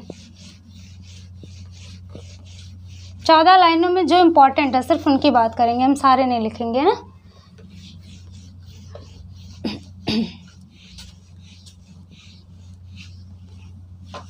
दीर्घ शिलालेखों की संख्या जो 14 शिलालेख नहीं है, ठीक है। मतलब शिलालेख का मतलब क्या, पत्थर में लिखा हुआ लेख है ना, वही है शिलालेख। और वो कितना है, 14 है। 14 पत्थर नहीं है, ठीक है, बस ये दिमाग में रखना। अब देखिए, जैसे हमने बताया ये क्या है, पत्थर है, ठीक है, ये क्या है, पत्थर है। और इसमें 1 लाइन, 2 लाइन, 3 लाइन, 4 लाइन, 5, 6, 7, 8, 9, 10, 11, 12, यहीं गई 13 और 14 कर देते हैं। ये टोटल 14 लाइनें लिखी हुई हैं 1 से लेकर 14 तक, और यही हमें पढ़नी होती है। इन्हीं को हम क्या कहते हैं, 14 शिलालेख कहते हैं। तो इसमें हमें पहला जो है पहली लाइन में क्या लिखा है ये पढ़ना है, और उसके बाद कौन कौन सी लाइनें इंपॉर्टेंट हैं हम उनको देख के बताते हैं जल्दी से। सिर्फ सारी लाइनें नहीं पढ़नी है, पहली पढ़नी है, तीसरी पढ़नी है, चौथी पढ़नी है, 8वीं पढ़नी है, 11 और 13, ये इतनी लाइनें पढ़नी है, ठीक है। अब ये समझ में आ रहा, पहली पढ़नी है, यहाँ पे जहाँ 11 13 होगा उसको पढ़ना है। अब देखिए क्या बोला गया है, पहली लाइन में बोला गया है, पहली लाइन में है पशु निंदा की बात करी गई है। किसकी, पशु निंदा करी गई है। इनका कहना था कि जितने सारे मनुष्य हैं वो हमारे क्या हैं, वो हमारे सभी मनुष्य, एक मिनट, सभी मनुष्य मेरी संतान है। पशु निंदा करी गई है, पहली लाइन में पशुओं की निंदा करी गई, ठीक है। इनका कहना था कि सारे मनुष्य हमारी संतान है। उसके बाद तीसरे में किस चीज़ की बात करी गई है, तो तीसरे में राजकीय अधिकारी जो होते थे वो 5 वर्ष दौरा करने जाते थे, ठीक है। तीसरा याद रखना है, जो राजकीय अधिकारी होते थे अशोक के शासनकाल में, राजकीय अधिकारी पूछ लिया जाता है कभी कभी, तो वो सारी चीज़ें दिमाग में रखेंगे। राजकीय अधिकारी को हर 5 वर्ष में, अब इसको साफ कर दिए तो समझ में आ गया होगा, हर 5 वर्ष में दौरा करने का आदेश, ठीक है, आदेश दिया जाता था। हर 5 वो क्या करने जाते थे, दौरा करने जाते थे। उसके बाद चौथे में क्या याद रखना है, चौथे में इन्होंने क्या किया था, भेरी घोष को छोड़कर धम्ब घोष को अपनाया था। किसको, धम्ब घोष को अपनाया था, धम्ब घोष को अपनाया था। ये लाइन लिखी हुई है चौथी, ठीक है। भेरी घोष को छोड़कर धम्ब घोष को अपनाया था। और ये कब किया था, तो राज्याभिषेक के 14वें वर्ष बौद्ध धर्म को अपनाया था इन्होंने, ठीक है। अब 8वें में क्या लिखा हुआ है, इसमें सम्राट अशोक के धर्म यात्राओं का वर्णन है। ये बहुत इंपॉर्टेंट है, सब टोटल 14 नहीं याद रखने, सिर्फ इतनी याद रखनी, इतने से क्वेश्चन मिल जाएगा। यदि आएगा तो इतने से क्वेश्चन मिल जाएगा। धर्म यात्राओं का वर्णन किस में है, 8वें में है, ठीक है। आगे बात करते हैं 11 में क्या है, तो 11 में है धम्म नीति का वर्णन, धम्म नीति का वर्णन या नीति की व्याख्या है। धम्म नीति की व्याख्या है, क्या क्या आपको पालन करना है, क्या नहीं करना, दुनिया भर की चीज़ें। फिर उसके बाद 13 तो आपको पता है, कलिंग युद्ध का वर्णन है। कलिंग युद्ध का वर्णन किसमें है, कलिंग युद्ध का वर्णन 13वें अभिलेख में, और आटविक जनजातियों का उल्लेख है, आटविक जनजातियों का उल्लेख।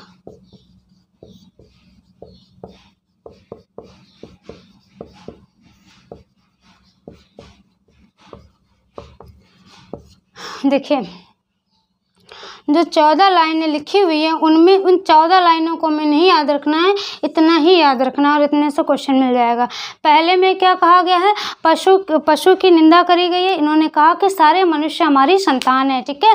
दूसरी लाइन में क्या कहा, दूसरी मतलब तीसरी की बात करिए, पहला, तीसरा, चौथा, 8वां, 11, 13, देखो याद कैसे रखना। पहली बात तो ये इन्होंने क्या किया था, काफ़ी रक्तपात देखा था जिसकी वजह से इन्होंने बौद्ध धर्म को अपना लिया था। तो सबसे पहले पशु निंदा करी इन्होंने, ठीक है। कहा कि जितने सारे मनुष्य हमारी संतान है, तो पहला याद रहेगा।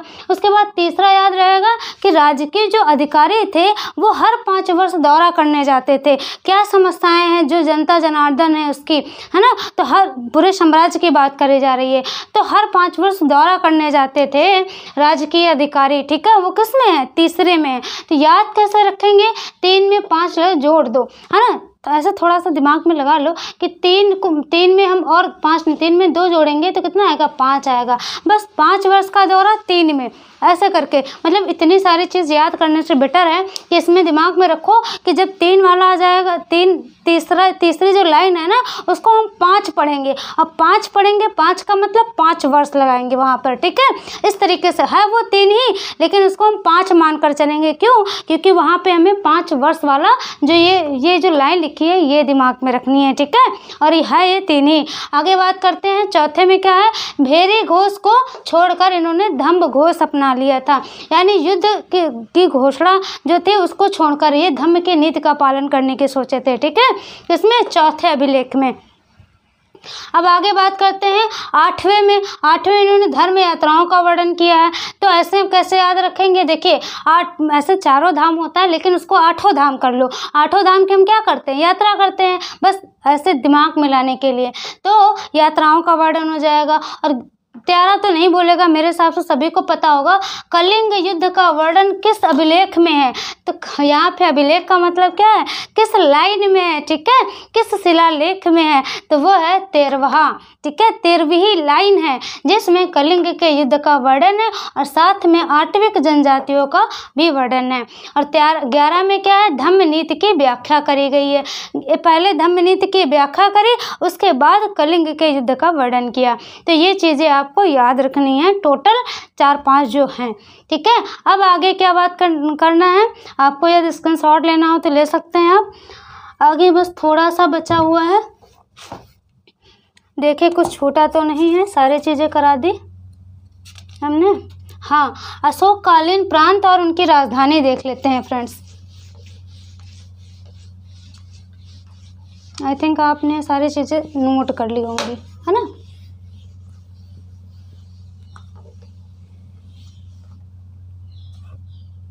देखिए अशोककालीन प्रांत और उनकी राजधानी की बात करने जा रहे हैं हम। देखिए ये है प्रांत, लिख लीजिए, शायद पूछ ही ले राजधानी, ठीक है। देखिए पहला लिखिए उत्तरापंथ, उत्तरापथ, ठीक है, जिसकी राजधानी क्या थी? जिसकी राजधानी थी तक्षशिला।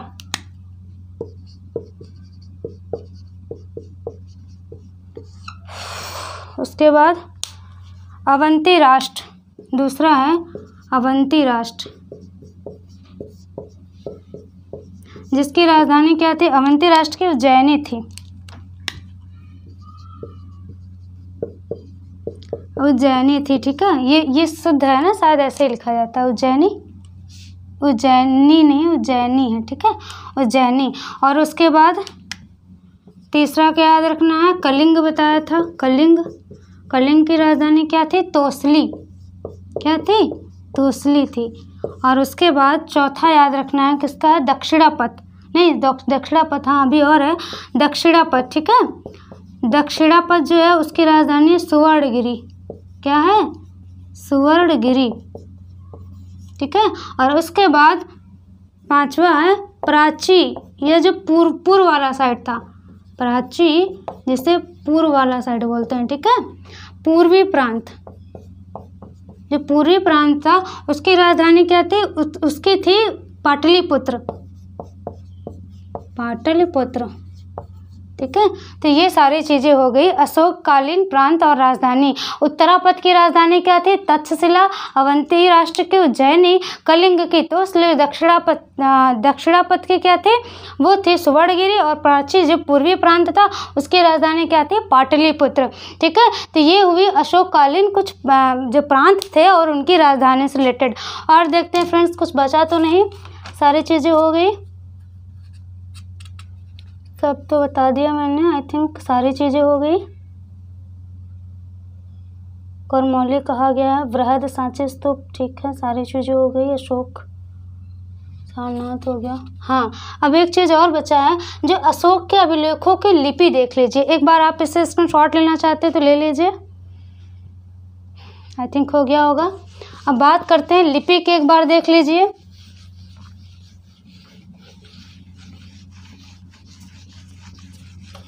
लिपि की बात कर लेते हैं ना। अशोक के जो अभिलेख थे उनकी लिपि क्या थी।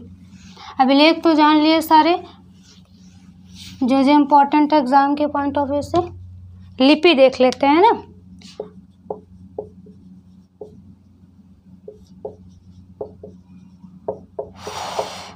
की लिपि देखिए, पहली चीज तो इनकी भाषा अगर पूछी जाए, भाषा क्या थी तो वो थी प्राकृत। क्या थी? प्राकृत। देखिए, भाषा और लिपि में अंतर है। जो हम बोल रहे हैं वो भाषा है, लेकिन इसी को जब हम लिखित रूप प्रदान कर देंगे तो वो क्या है? लिपि है। तो कहने का मतलब क्या है, समझ रहे हैं आप? जो भाषा है ना वो लिपि के बगैर अधूरी है। अगर उसका प्रचार प्रसार करना चाहें, जो भी हमारी भाषा है, जैसे हिंदी हमारी भाषा है और इसका हम प्रचार प्रसार करना चाहें तो बिना लिपि के नहीं कर सकते, क्योंकि जो हम बोल रहे हैं वो सिर्फ भाषा है, लेकिन जब उसी को लिखित रूप दे देंगे तो वो क्या है? लिपि है। सो जो हम लिखते हैं क्या है? हिंदी की बात करें तो उसकी लिपि क्या है? देवनागरी है। ठीक है, तो वही चीज़ है। यहाँ पर भाषा क्या है? प्राकृत है, लेकिन अब हम लिपियों की बात करने जा रहे हैं। तो यहाँ पर जो लिपि थी इनकी, वो 3 लिपियाँ थी। ठीक है, इनके जो अशोक के अभिलेख थे उनकी 3 लिपियाँ थी। पहली है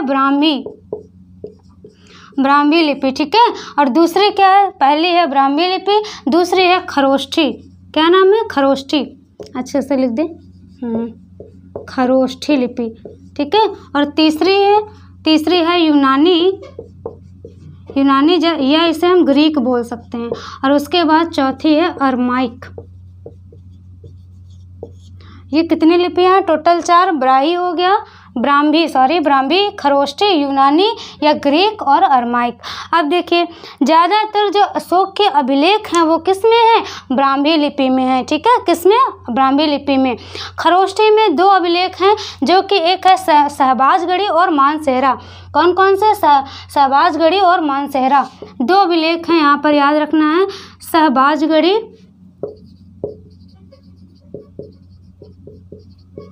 और दूसरा है मानसेहरा।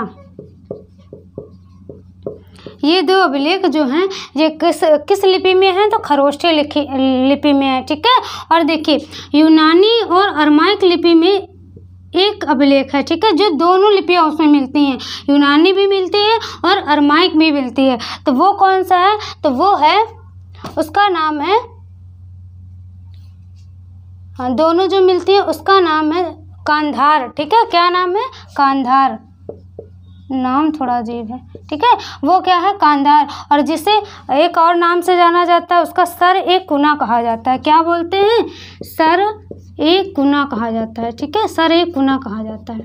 इसे द्विलिपि अभिलेख बोला जाता है। क्वेश्चन पूछा जाता है अशोक का कौन सा एक ऐसा अभिलेख है जो द्विलिपि है, मतलब इसमें 2 लिपियां हैं, तो वो है कांधार, या एक और नाम है इसका सर एक कुना कहा जाता है। ठीक है, और कौन कौन सी लिपियां हैं उसमें? यूनानी है और अरमाइक है। ठीक है, और खरोष्ठी लिपि में 2 हैं, एक शहबाजगढ़ी है, एक मानसेहरा है, और सारे जितने सारे हैं किसमें है? ब्राह्मी लिपि में है। ठीक है, और कौन सा? और एक चीज़ यहाँ पे बताना तो भूल ही गए, जो एक ब्राह्मी लिपि है ना वो कैसे लिखी जाती है? तो ब्राह्मी लिपि जो लिखी जाती है लेफ़्ट टू राइट लिखी जाती है, लेफ़्ट टू राइट लिखी जाती है, और खरोष्ठी लिखी राइट टू लेफ़्ट लिखी जाती है। यहाँ लिख दूँ मैं, राइट टू लेफ़्ट लिखी जाती है। ठीक है, देखो, ये लेफ़्ट टू राइट लिखी जाती है, मतलब ये ऐसे लिखी जाती है, खरोष्ठी ऐसे लिखी जाती है। ठीक है, मतलब यहाँ से ऐसे लिखना चालू करेंगे खरोष्ठी में, और ये ब्राह्मी लिपि है। ठीक है, तो ये सारी चीज़ें हो गई। और कुछ अगर बात करें इनकी, तो ये दोनों पाकिस्तान में है। ठीक है, पाकिस्तान। और कुछ बचा इसमें, और सबसे बड़ा शिलालेख बात करें तो 13वां शिलालेख है। ठीक है, सबसे बड़ा शिलालेख कौन सा है? 13वां शिलालेख। मतलब सबसे ज़्यादा जो बड़ी लाइन है, सबसे ज़्यादा जो बातें कही गई हैं, किस लाइन में कही गई हैं? तो वो कही गई हैं 13वें शिलालेख में कही गई हैं। ठीक है, आगे बात करते हैं। और क्या बच्चा? और कुछ नहीं बचा। आई थिंक मैंने सारी चीज़ें बता दी।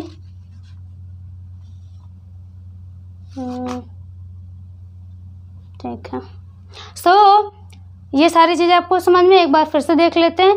जो अशोक के अभिलेख थे वो भाषा की बात करी जाए तो प्राकृत भाषा में थे। अगर पूछा जाए अशोक के अभिलेखों की भाषा क्या थी तो वो थी प्राकृत भाषा। लेकिन अगर ये पूछा जाए तो लिपि उसमें 4 लिपियाँ मिलती हैं। एक है ब्राह्मी लिपि, एक है खरोष्ठी, यूनानी और अरमाइक। मैंने बताया था यूनानी क्यों, क्योंकि जो अशोक के अभिलेख की जो लिखने की परंपरा है ये किससे सीखी थी, ये यूनानियों से सीखा था, जिसे दारा प्रथम कहा जाता है ना, डेरियस प्रथम से सीखा था। और तब से इन्होंने क्या किया था कि अभिलेख लिखना स्टार्ट किए थे। जो अपनी सूचना थी अभिलेखों के माध्यम से लोगों तक पहुंचाते थे, है ना। उसमें कितनी भाषा कौन सी थी, प्राकृत भाषा थी। और लिपि की बात करी जाए तो ब्राह्मी लिपि, खरोष्ठी, यूनानी, अरमाइक। ब्राह्मी लिपि जो है वो लेफ्ट से राइट की तरफ लिखी जाती है, खरोष्ठी जो है राइट से लेफ्ट की तरफ, बताया ना। जो ये लेफ्ट से राइट मतलब ऐसे लिखी जाएगी और खरोष्ठी ऐसे लिखी जाएगी, ठीक है। यहाँ राइट टू लेफ्ट मैंने लिखा है, ठीक है, मतलब इधर से राइट से ऐसे लिखेंगे। और यूनानी ग्रीक हो गया, अरमाइक हो गया। ज़्यादातर जो अभिलेख हैं वो ब्राह्मी अभिलेख में है। खरोष्ठी जो है ज़्यादातर जो अभिलेख हैं वो ब्राह्मी लिपि में है, ठीक है। और खरोष्ठी में 2 हैं, शहबाजगढ़ी, मानसेरा। ये कहाँ है, पाकिस्तान में। यूनानी और अरमाइक में दोनों लिपि यानी द्विलिपि अभिलेख एक है, वो है कांधार या जिसे सर ये कुना कहा जाता है, ठीक है। ये द्विलिपि अभिलेख है जिसमें यूनानी और ये अरमाइक लिपि मिलती है। ये था हमारा अशोक से, सम्राट अशोक से रिलेटेड पूरा का पूरा मैराथन सेशन। कैसा लगा फ्रेंड्स, आपको समझ में आया या नहीं ज़रूर बताएं फ्रेंड्स, ठीक है। आगे हम बात करेंगे नेक्स्ट जो चैप्टर दे रखा है गुप्त काल के बारे में, जिसमें हमें समुद्रगुप्त और चंद्रगुप्त द्वितीय के बारे में पढ़ना है, जिसे विक्रमादित्य के नाम से भी जाना जाता है। उनके बारे में हम नेक्स्ट वीडियो में, नेक्स्ट मैराथन में पूरा का पूरा बताएंगे, ठीक है। तो ये था हमारा अशोक से रिलेटेड आज की पूरी क्लास। कैसा लगी आपको ज़रूर बताएं। Thank you for watching my video friends.